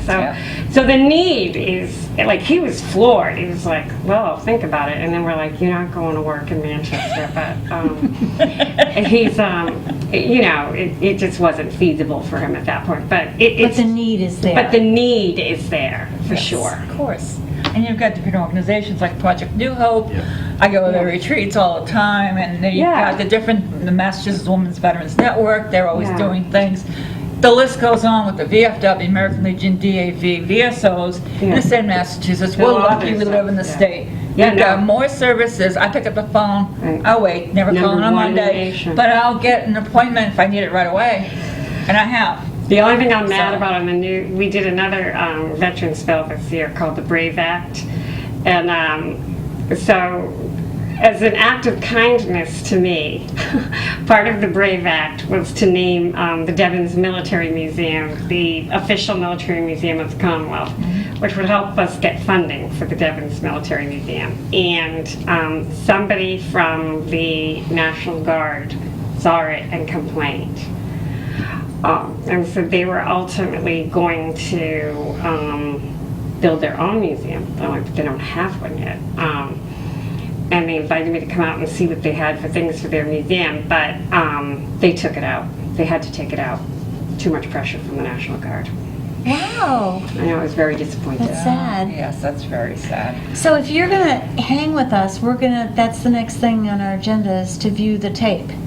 Well, I would, except for I think I should at least go take apart my booth. Even though I wasn't in it, the fact that it will still be there tomorrow would be a problem. No, I think I'm gonna go get it before it gets too dark. So we're gonna Excuse me, can I, speaking of tapes, I'm at the end of this one. Give me Go a ahead. second to change the tape. Sure. Thank you. Yeah.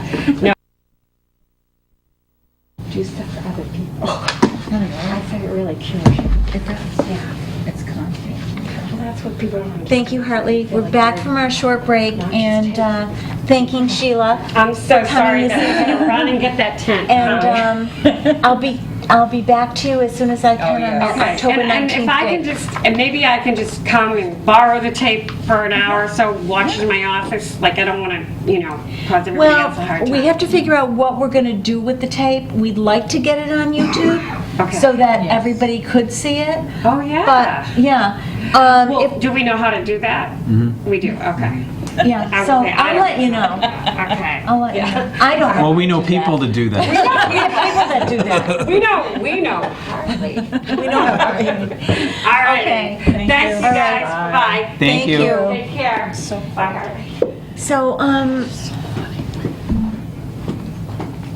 Hartley, Yes.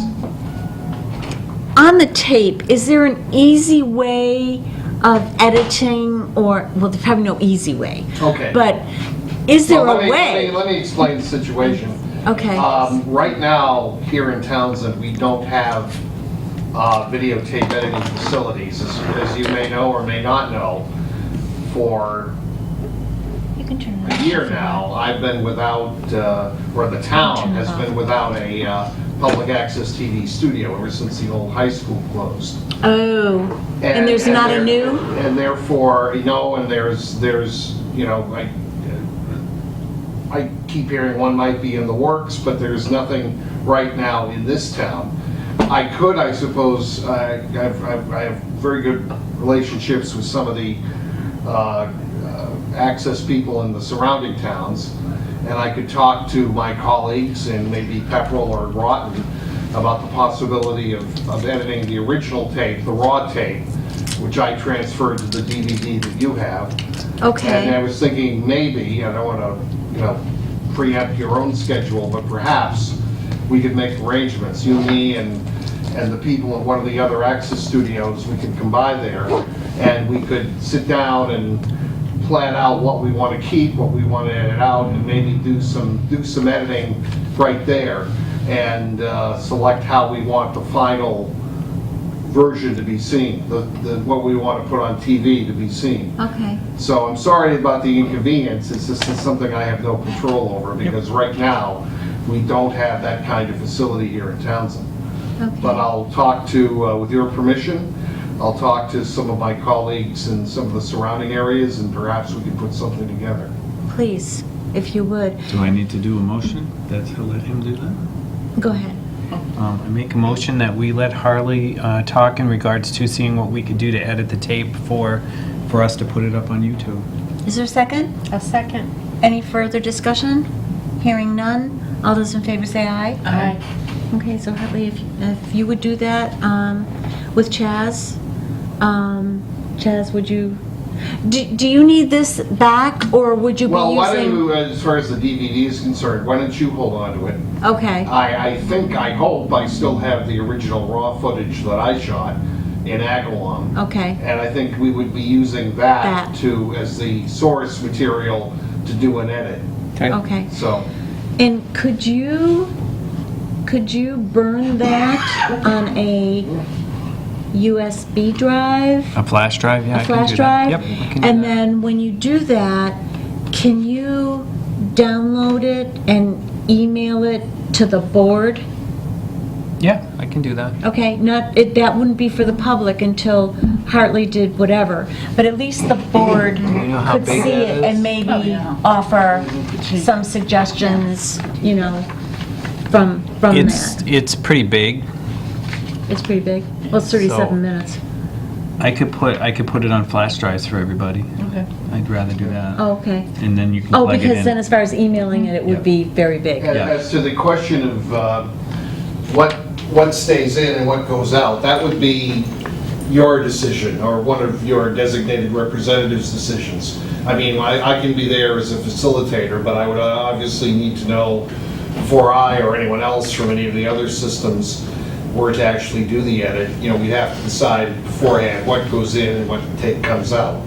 So I would need someone to be there with me at that time. But we can all, we can make this well in advance. If you do that, and then everybody can view it, how about if the board makes their suggestions of what you think should stay or go or whatever, okay? Yep. And I can bring in that when we discuss it with the other entity. Yeah. Yep, I could do that. All the suggestions. problem. That's awesome. Thank you all very much for doing that. Carol on the mail? Okay, on the mail. So we have from the planning board. This is for Brian Anderson. Dear Mr. Anderson, on July 9th, 2018, a site plan review of special permit applications was reviewed under 145-33 by the Townsend Planning Board in a publicized public meeting. Chairman McNally, Laura Schifrin, Veronica Kell, and Geraldine Bazikas were members present. The board found that the proposed chapel expansion will not result in a change of the use nor necessitate an increase in the amount of off-street parking spaces required under 145-3. B, table of minimum requirements. Additionally, the Townsend Zoning Board of Appeals issued a special permit pursuant to Townsend zoning bylaw 145-64, 145-18, 145-65 for the chapel expansion project at 250 Main Street on June 19, 2018. A certificate of appropriateness from the Historic District Commission was issued on May 8, 2018. Upon review of this application, in consideration of the findings of a fact, a special permit was unanimously waived by the Planning Board.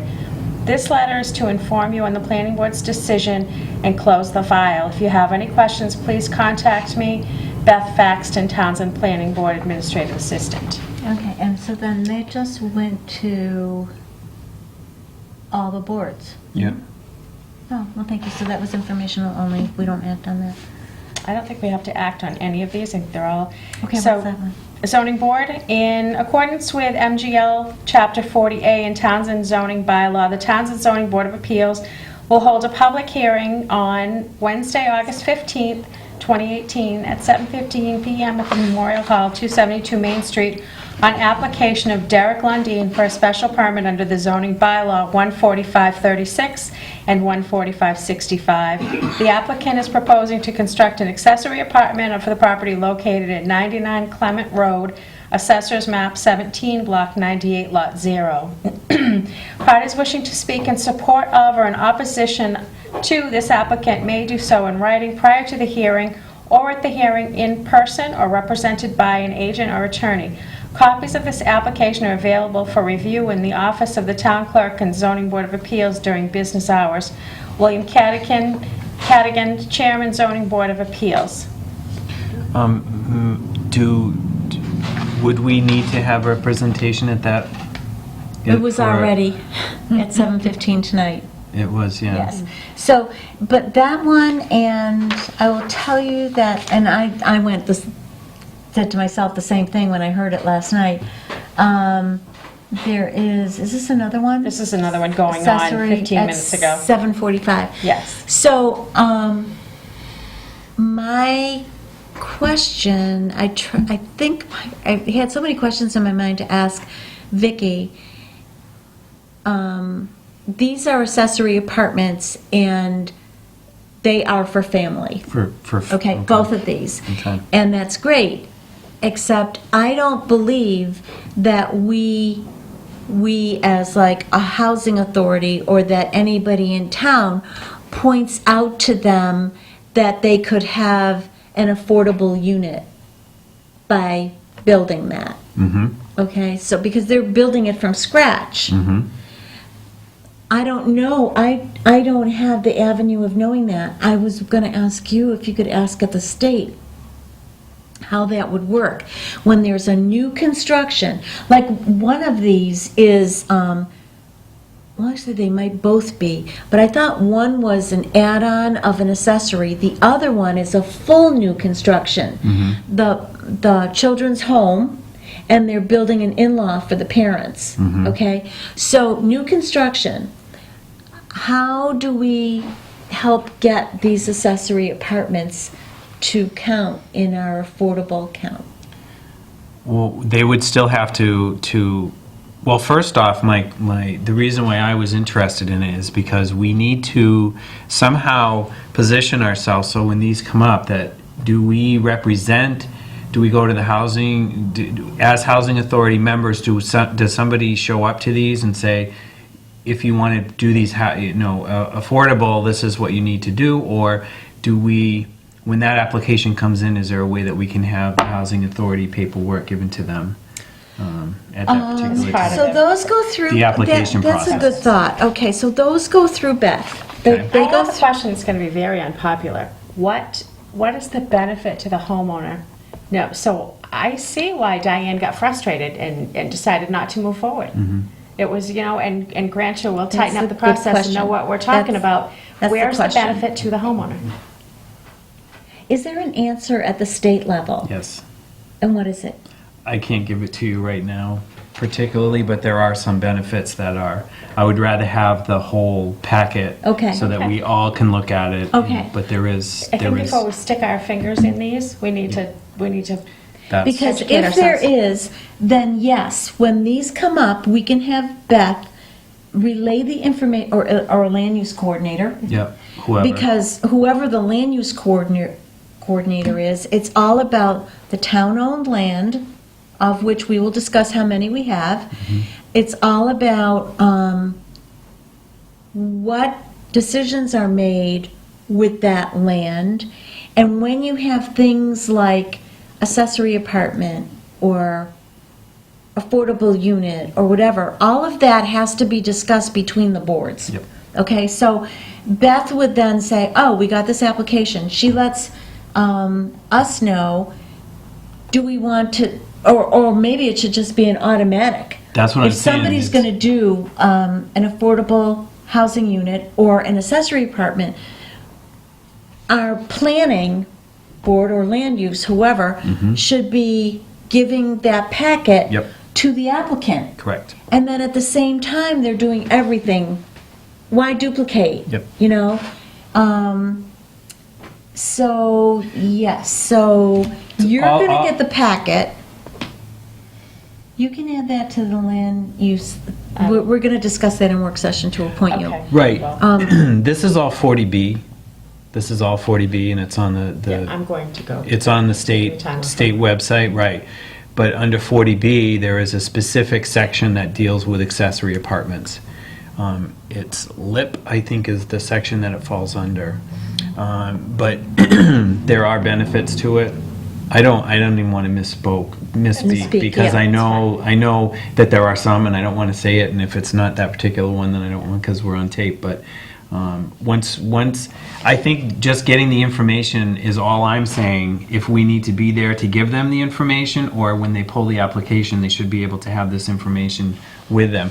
If they then have questions, then they can come and see us on our meetings. Yeah, and I was just thinking, I would hate, I think that they should get the information, and that they should sign off that they've gotten the information, and that whoever is responsible for that gets the information to the housing authority that so-and-so has this packet. Yep. Okay, and if they want to be put on our agenda, fine. Yep. You know, and then we can discuss it. Or if they have questions, then they can perhaps just directly contact you.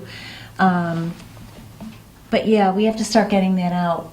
Because I often wonder that myself. Yeah, how are we what is the incentive? How do we get more people involved in wanting to have a moderate income property, you know, attached to their home? Why? New construction. New all that. construction supposedly is easier to get it all done at the same time, but And there are perks in there. okay, so but then on the renewal, where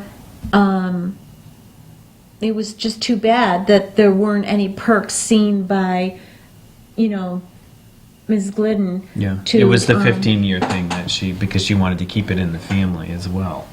If she went there, she would have to keep it as open for 15 years. But I think that there are maybe family members down the road in 5 years or 6 years or something that she wanted to put into that apartment.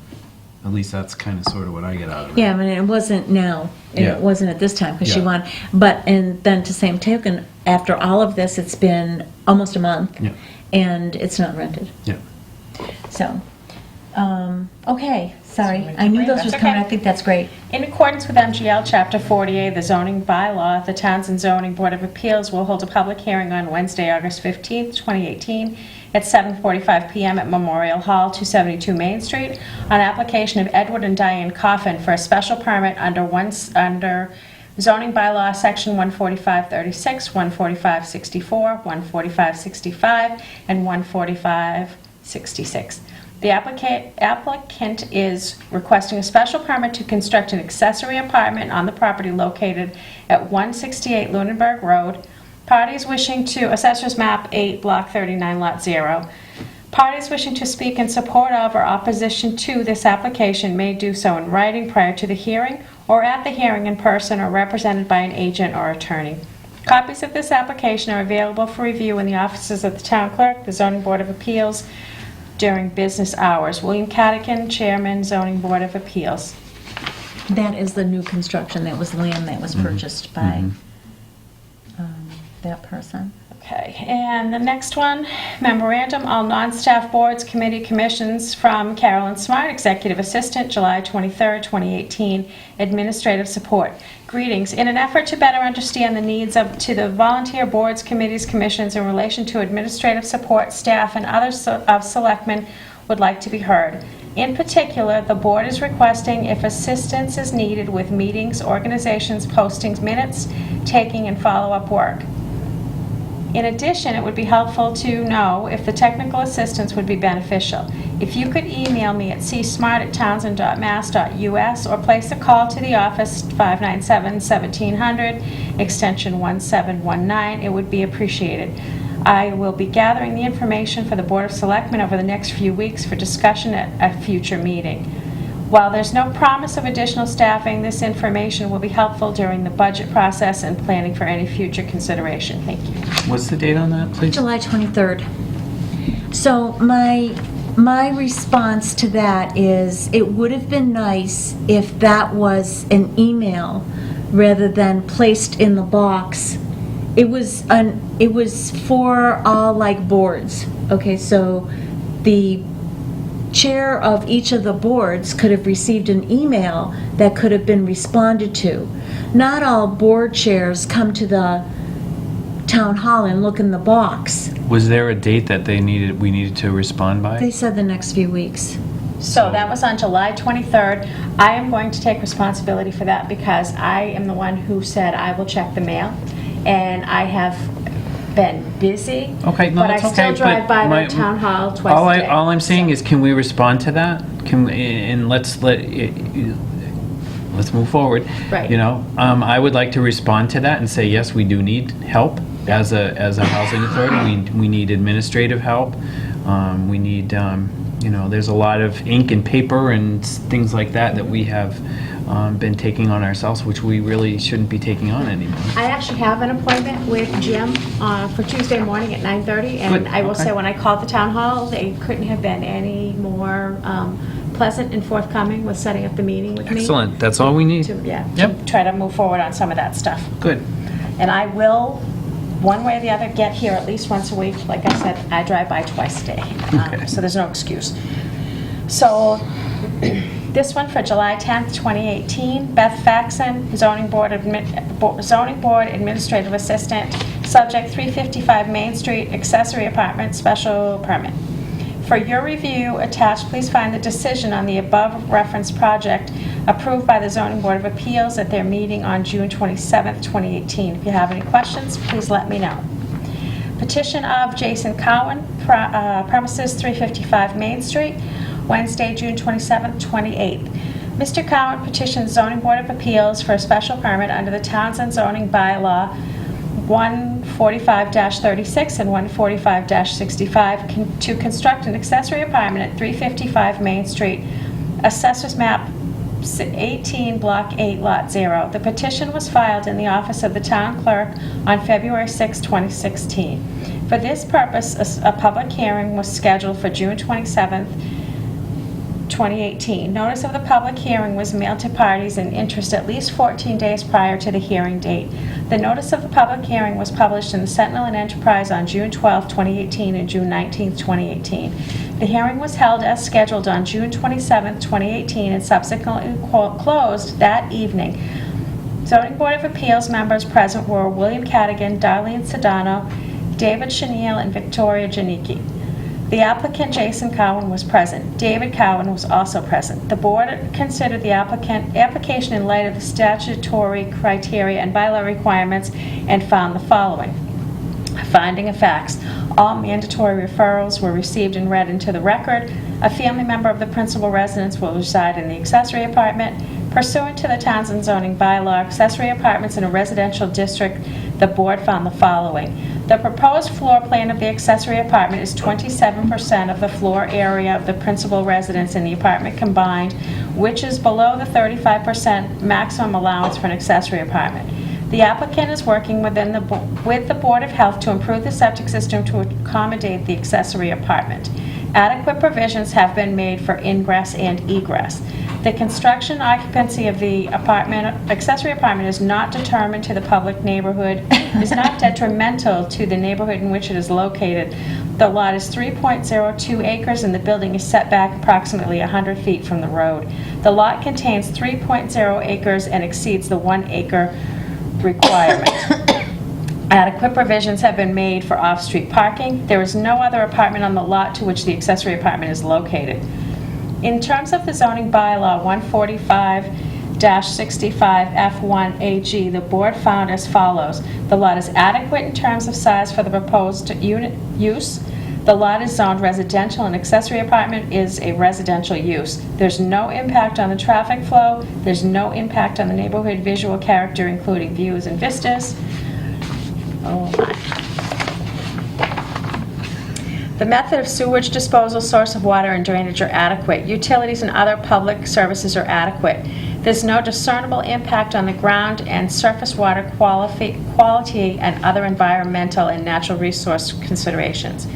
David Chanel moved that based on the above findings, the proposed use of an accessory apartment will not have adverse effects which would overbalance the beneficial effects on the neighborhood or the town. In view of particular characteristics of the site, Darlene Sedano seconded the motion and a roll call vote was taken as follows. David Chanel, yes. William Cadigan, yes. Victoria Janicki, yes. Darlene Sedano, yes. The motion carried. Darlene Sedano moved to grant a special permit to David Cowan to construct and occupy an accessory apartment at 355 Main Street pursuant to zoning bylaw 145-36 and 145-65, subject to the following conditions. In accordance with the controlling bylaw, the special permit must be renewed in 5 years, June 2023. The applicant agrees to abide by the terms of the housing authority or local housing agency or partnership program to ensure moderate income occupancy of the apartment, thus create a period of not less than 5 years. The Townsend Housing Authority or local housing authority, housing agent or partnership shall permit deferral of the program if the homeowner wishes to accommodate initially a family member or members. For the purposes of 145-36 of the Townsend zoning bylaw, family member shall be defined as one of blood, step, or adopted relative of the homeowner or spouse as follows: mother, father, sister, brother, son, daughter, uncle, aunt, grandmother, grandfather, and or their spouses.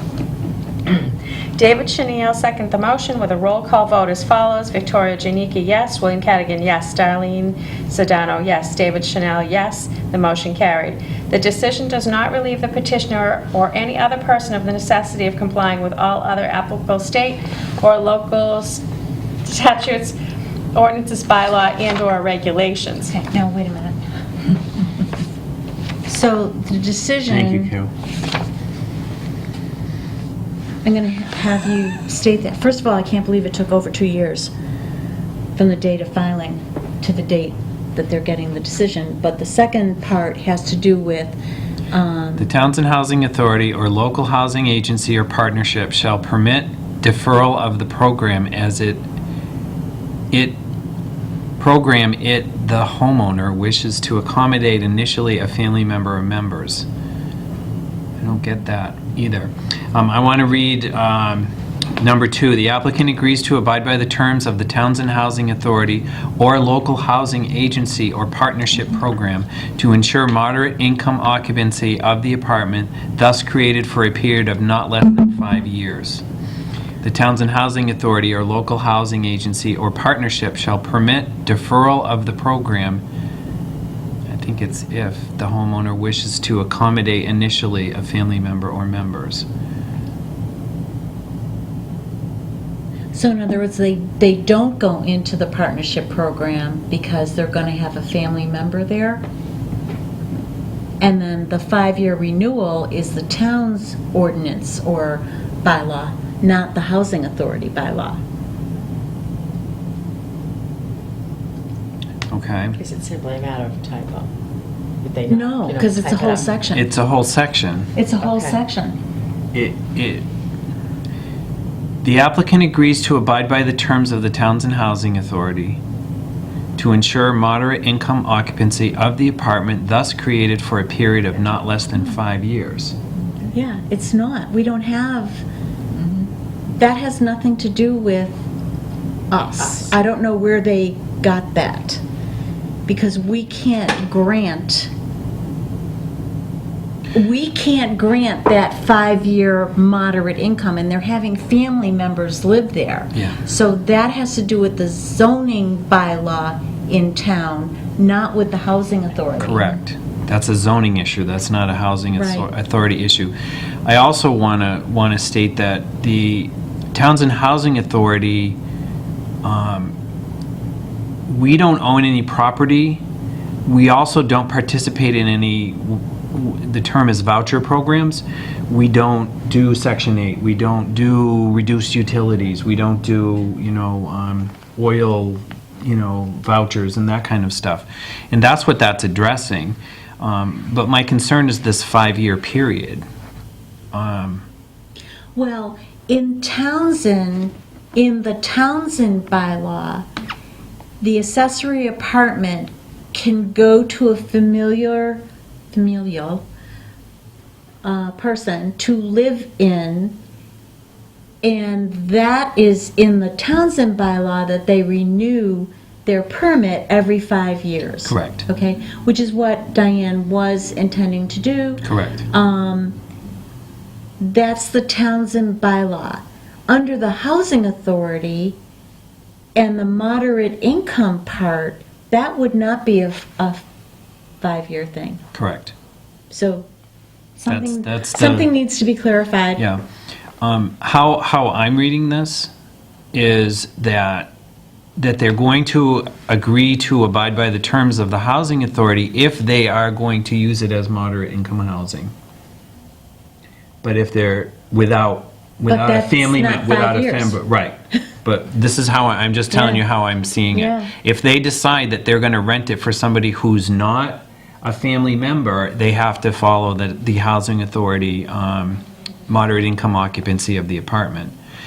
If they're going to be renting to a family member, then we will permit deferral of the program.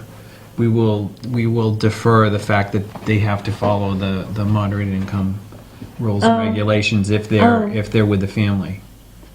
You see where I'm? Yeah, is that how you're reading it now? That's how I'm reading that. But I still don't understand. This is why I think we really need to meet with the zoning. If we are going to be a part of this, we have to, it has to meet state regulations. Yes, it needs to meet the Townsend zoning bylaws, but it also has to meet state regulations as well.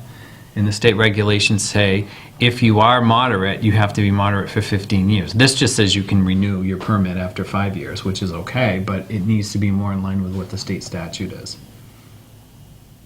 Do you want to discuss that? I with knew Beth? you were going to ask me that. Yes.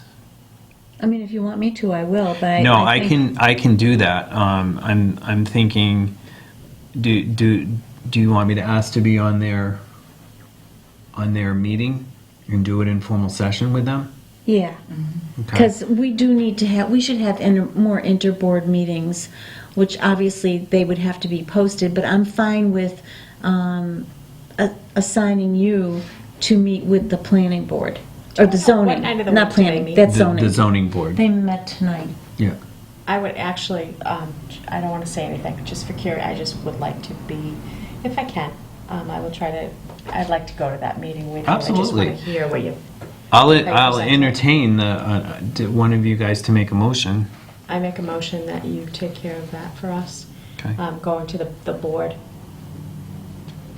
Zoning board. Zoning zoning board. Okay. Can I keep this one? Absolutely.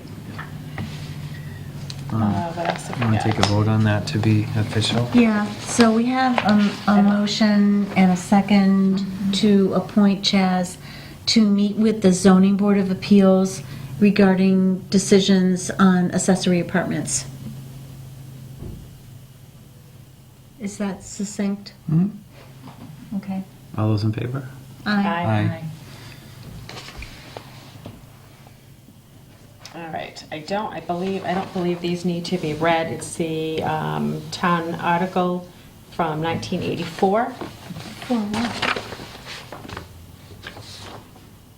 I believe this is some of our responsibilities. Housing maybe? Authority. Housing Authority changed to Townsend Housing Authority. Dennis Braley, oh yeah, that's the name I was trying to think of. He was one of the first people. Barbara Haven, Look at Marilyn Barbara Peckman, I haven't Belair. seen that. I loved. Terry Anderson, and Celia Koski. Okay, so what does... This is from 1984 as well. Maybe that's what Sue said, that she would, if she sees anything, that she would Yeah, but this- pass it on. Okay, and... That's annual town meeting. Yeah, but it's, this is, Housing Authority, highest number of votes shall serve 5 years. This is their article to choose those people. And then, Excuse me. whatever, so this So 1984, okay, was the first year of inception. And I wish it was 1984 now, it's still. And this is Section 3, Chapter 121B of the Massachusetts General Law states that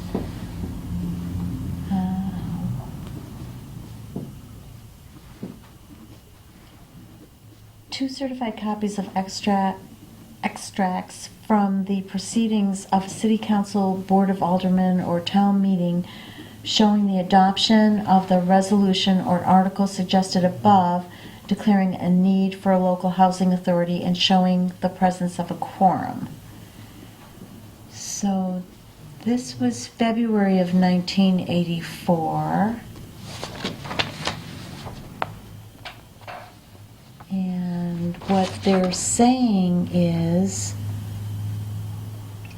okay, I'm your clerk. I'm going to give this to you. I'm thinking that this is the article that the state said was voted on to establish the Townsend Housing Sue Authority. said she'd look for it, and that's what I think that is. Okay, so if you could report at our next meeting on the beginnings and what we should be, what is What our that? responsibilities are. Right, because that's obviously what the town Yeah. adopted. Yep. But we're not like other towns who have housing authorities. No, we're not. No, we're not, because I've talked to a few others who are like size in us. They are not like the Fitchburg, Leominster, where they do have housing that they send out. But there are some towns that are our size that have funds set aside.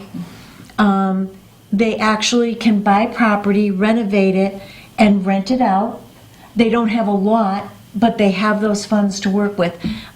We've never had funds, to my knowledge. I've probably been on 15 years, and at total, because I had a break there of a couple years. So we've never had funds but $150 or something in an account for membership for something. So, but we did always have, in my term anyway, land use coordinator assistance. So that would be great if you could tell us. Anything else in the mail? That is all. Okay, so Chaz, you've been given the thing on that. On this. And so do you have anything on, I put you on the agenda for, before I leave, Carol, Carol has offered, and I would like to entertain a motion to have Carol meet with the town administrator in reference to the needs of our board. And you had mentioned the land use coordinator. Well, we received I think it was the board staffs and board chairs and department staffs were invited to Monday night meeting between 6 and 8 with the candidate selected for land use coordinator, that the TA intends to submit the nomination of that to the Board of Selectmen on Tuesday night. So I will attend and hopefully get some time to speak with her and see what her experience has been in the housing field, and housing hope counts. She has some experience with something similar to the VA project that we're, it Well, would be that golden and- to have someone who has that sort of And experience. housing plans, Yeah, we because need the help with the land use housing plan. coordinator has been, we have proof in the pudding.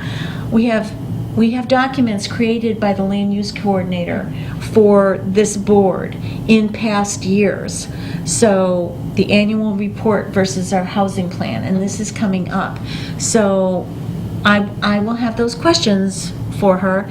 My understanding was, I just heard this through a grapevine, that there were 20 applications and she was the one that had all the qualifications. So, Do we know who's I'm recommended excited. her? Or were you able to view her? no, we didn't understand that, some of us didn't understand this anyway, because in the past 2 years, the planning board was involved with zoning and conservation to do the interviews, and to see the applications. Do you know what her name is? We didn't get it, no, I don't.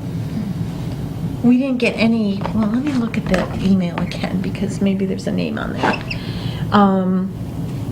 But we have, in the past, we have, I think it came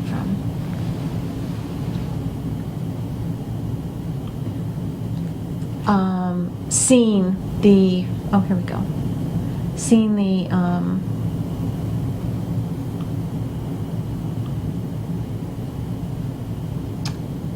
just want to, Miss Michelle Grenier, Grenier, is being recommended for the candidate for the position, and it's Monday night at 6 p.m. Spell her last name again, please. Grenier. Thank you. And so, hopefully, I will call you Monday night. Okay. Any qu- Could I guess could we I do a can point of finish the order motion. here? Yeah? I'd like to make a motion to nominate Carol to work with the town administrator in regards to our administrative issues at this time. Is there a second? Second. And any further discussion? Hearing none. All those in favor say aye. Aye. Any opposed? Like sign. Thank you. Thank you Can I very just much. ask quickly, besides budgeting, any other questions that you guys would like me to, because like one of my questions is hour-wise, how we're budgeting, how many hours a week or a month or whatever, that we can use the land coordinator once she gets up and running. Of course, she's going to have a little bit of a curve when she first starts. But I want to know how many hours we can count on to be able to work with her. Can we like bank some of those hours, because we know we're going to need more when we get going with other projects? How is that going to work? Any other questions anyone wants me to bring up to Jim? Well, I was just going to say to you that having done a lot of the legwork, especially since our June 20th meeting, our June 20th meeting, and the tasks that were for tonight's meeting, which kind of got lost because it took a while to get the YouTube up Yep. of the meeting. So, and I had so many things going on that I didn't see a lot of those tasks. So I will tell you that in the last 2 weeks, I've spent about 20 hours getting ready for this meeting. And a lot of that isn't just doing the minutes or looking at the films. It's doing the tasks that were assigned, and then trying emails and phone calls, and having to do it again because you didn't get the answers, you know. So it's follow-up to try to get, you know, I've met with Vicki, I've met with Sue, I've met, you know, it's conversations with Sheila. So there's a lot of things that happen before tonight's meeting, and with Soldier On. So now, you know, I'm happy to just be working on getting October 19th set up, Yep. okay? So I'll do all that, but somebody else has got to do the minutes and the agenda, and well, obviously we'll have to help with that, but, So you just need to, you're going to have to make a short-term commitment to showing us what needs to be done, because you know that Natalie and I are both new to this. And once you make that commitment of time to show us what needs to be done, we're happy to take over a lot of these responsibilities. Yeah. I think once you, and Jazz can share the letterhead with you, that has the top and the bottom, and then what I'm able to do, especially for the preliminaries, is keep that the same every month, because it's the same every month, except you're going to change maybe down here. But the call to order, the roll call, the announce that the meeting is being recorded, we do the Pledge of Allegiance, then 1 through 5 is always the same. 6 is the same, you just change the minutes that you're going to be approving. 7 is a chairman's report, so, I'll have to figure out what I'm going to say first that night. For as long as I'm chairman, somebody else can certainly do it. And then usually the state rep has something. So 1 through 8, that's kind of standard. And then it depends on what we have for an appointment, and then our work session always starts with the mail. So if you just have this as a template, and then I follow the agenda when I do the minutes. So you have a template. So let's make a time, do the next one together, and then I'll take it over after that. okay. Fair enough? Unfortunately, I have mine in this I'll bring Apple mine thing too. that Guess what, we is. have the same, so we'll be okay. You do have an Apple? I have, mine's not an Apple, but it's just like Lori's. So I'm not a real computer, we'll figure it out. I'll bring mine. Okay, figure it fine. out. She's in We'll find Pages. out. I'm in Pages. But I It's can terrible. I'll Because just bring mine. because you Like the can't- Google, I Okay. can do a Google Doc and, Oh, great. Yeah. Okay. We'll figure I'll it just out. send it to you and then we'll see how you do it. I could Because, send you Word templates on all of the letter. I think I did, didn't I? Didn't I send you a think so. letter? I have to go through them again. I don't Yeah, see it. I'll look and I can send all Okay. that stuff to you again. Because a lot of what Lori does is she takes the pages and then she makes a PDF out of it and then. right, and the PDF is what goes out. I don't send out a Word doc. Okay. But even if I sent my Word doc, you wouldn't be able to open it. Yeah. It's terrible. Because I do this for country estates too, and it's just terrible. One of the other things seems to be is time. Do you have time to pick up Betty for the meetings and such? Yeah, Okay. yeah. Anything else we need to address right away? I can do that, just let me know when. No, Where's just your the list? more timely on the mail and, it is what it is. I think that every month is going to be different. I think that, do you want to have a meeting in September? Because we won't have that gathering until the 19th. Right. After the 15th of September. Yeah.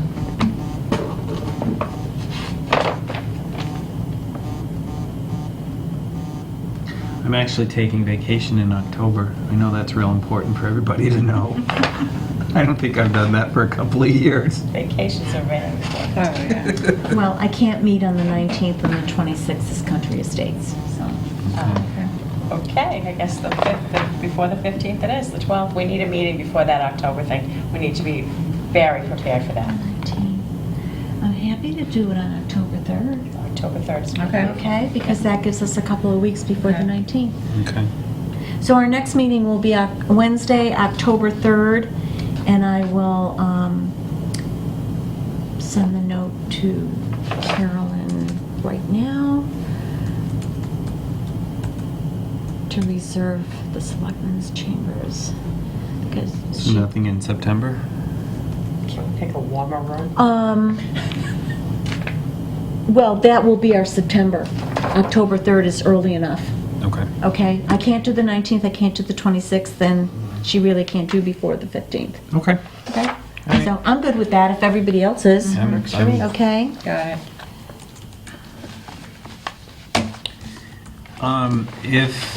As far as the DHCD report from me, I had gone through the documentation that Sue had sent us in our June meeting, and she is correct as far as the land transfer was concerned. We basically gave the land, signed the land over, and it was dealt with as a sale, even though it was not technically a sale. So as far as the obligation or even input from the Housing Authority, there is none. We have none in regards to those two properties, as I see it. I have made a couple of phone calls, and as you heard Sheila, a lot of the people that I wanted to talk to had been called for in session for a lot of things that they're going to do.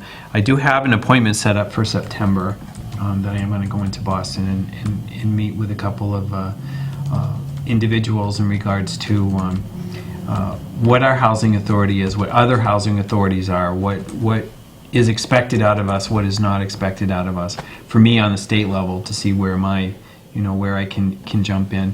One of the questions I did ask was in regards to accessory apartments and that kind of stuff, and they felt that the more information that I can gather, the better before I go into that meeting, which this will fit in good because we'll talk with the zoning before I do that.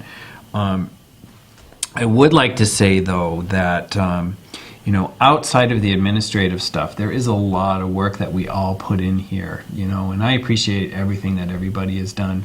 A lot of my stuff is research. I'm looking at state statutes and I'm looking at where we fit in and all of that kind of stuff. And to be freed up, so I'm not doing agendas and all of that kind of stuff is, I think, it's going to help me be able to do some of the things that I do a little more efficiently.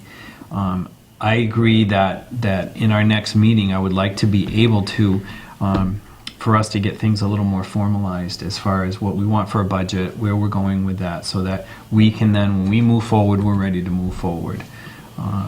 And that's kind of sort of the information that I'm looking for when I go in to see the DHCD. And then outside of that, I just, I think that where we're headed right now is in good direction. Sheila gave us some good pointers to go to. So anything that I can do in regards to voicing the opinion to the state, let me know, and I'll be able to bring that into that meeting. It is voiced, and I know there's no money for it as of yet, but if you can voice to the state, one of the big things that people say over and over and over again is about the waiting list for 55-plus housing. Yeah, that's one of the things. I meant to bring that up tonight because I was surprised to see on Facebook on the Townsend. I saw that. That there's a low waiting list. It still takes a year to get in, but I guess what my question is... Because it was 2 to 3 years. From the state level, I understand, and that's much better. From the state level, when are they going to give us some money is the best question to ask. Let's get to it. Where's the money? Mm-hmm. Well, my other question also was because of all that happened, and we have no control over what goes on there and all that other stuff. $10,000 is gone? The seed money? We don't know. We don't know exactly where it is, but we have the feeling that RCAP may have it. That it was written to RCAP because they were our partner at that time. So I don't think it was supposed to be. I think it was supposed to come to the town, and it's supposed to be for our next project, not for RCAP's next project. It's supposed to be for our next project. The remainder 7 acres that's there, 7 whatever plus acres, that's our land. Yeah, that's not. It's not RCAP's land. Yeah. So that portion was taken out each step. The first portion was taken out, then the second portion was taken out, and the rest of it, 7 years ago, we as a board, you weren't on at the time, but we as a board decided that we were going for veterans housing. It was when Kathy was here. I mean, it was a no-brainer, for us at the time. And that was where the funding was going to be, and our asset was going to be the land. So it was never that we were going to have another elderly housing because we weren't going to have the money to build one. Right. We knew that.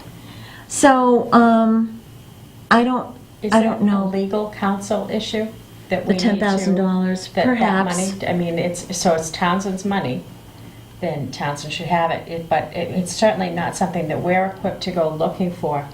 No, but you can ask Jim about that when you Right. meet with him, because it has been discussed with him at meetings. He does know about it. He has written back that the accountant is looking for it, but we really feel because Lionel Romaine was not able to give me, I even asked it in an email at one time, who was the check written to? What was the date the check was done? What was the check number? I So we didn't don't get even know any for sure they wrote answers. the check.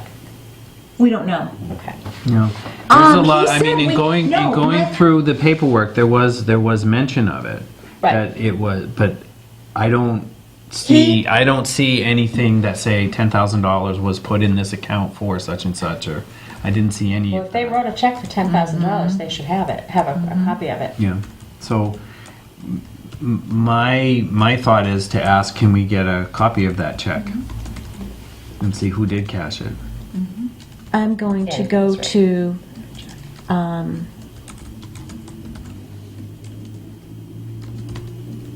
And I'm not suggesting any misappropriation, I just want to know where it went so that we have some direction on where to go.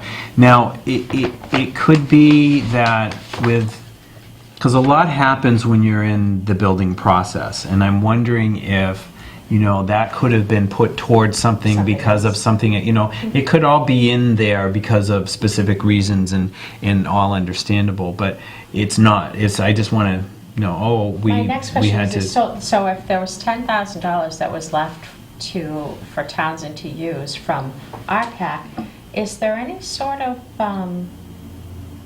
something similar to come from Soldier On for the next project? You mean seed money? we should have gotten the seed money for Yeah. our next project, our town's next project, Yeah. not our CAP's next project. We- Here's what I I'm got. saying. Go ahead. On July 19th, 2018, this is the first time I got like a lengthy response from Lionel. Can you forward that to me, and does Jim have that? I don't even know. No, just a minute. Hi, Laura Lori. Townsend Woods had $133,200 in developer fee and $10,000 in overhead paid to RCAP Solutions for the project. I don't know what agreement was struck between RCAP and THA for the development of this project. Therefore, if any funds are due from the agreement to THA, it will be spelled out in the agreement between the parties. Therefore, I suggest you check your records and speak to RCAP as to what was negotiated and whether the Housing Authority was a co-sponsor of the project. I'm pretty sure we were a co-sponsor of the co-sponsor. project. Was the land turned over to RCAP with no compensation, or was RCA supposed to pay out a portion of the fee and OH to the Housing Authority? I don't know what the OH is. I hope this clarifies the issue. Lionel, thank you for your response. You referred to the payment at your November 30th meeting at the THA, Townsend Housing Authority. You made a wonderful presentation. It is on YouTube. Was that the previous one? That's your previous one. That's his July 19th. response to that email. Oh, July 19th. Okay, okay. So I don't know how I think it was the first part of that, my understanding, but I don't have the. These Google emails in this thread, it's like,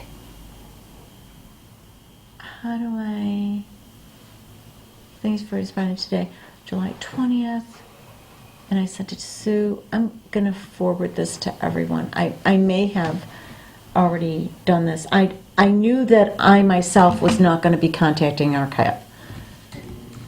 So I'm going to, here, I'll put Jim.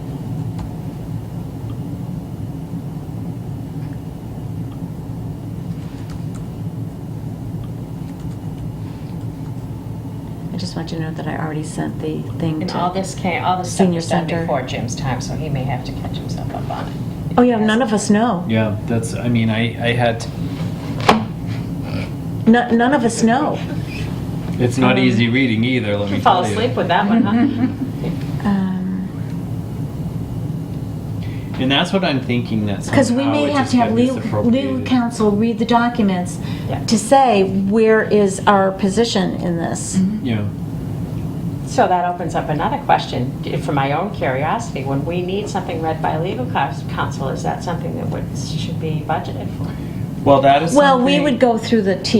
Yeah, we'd have We to make go- the request, yeah, so we I'm make the sending this request. to So it's not Jim. like we get a bill from legal counsel? No, we don't have any money.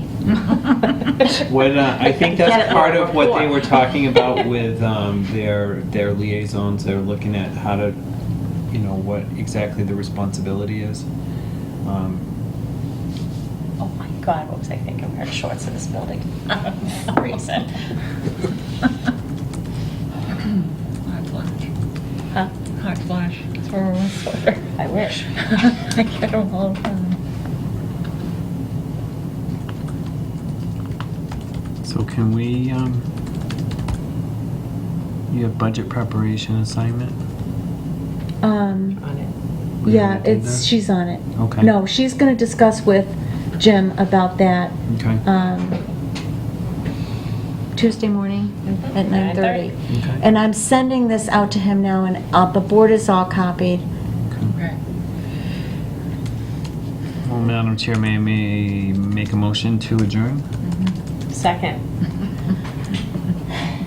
Any further discussion on the motion to adjourn at All in favor? 8:50 PM? That's it. Wow. Hearing none, we're adjourned at 8:50.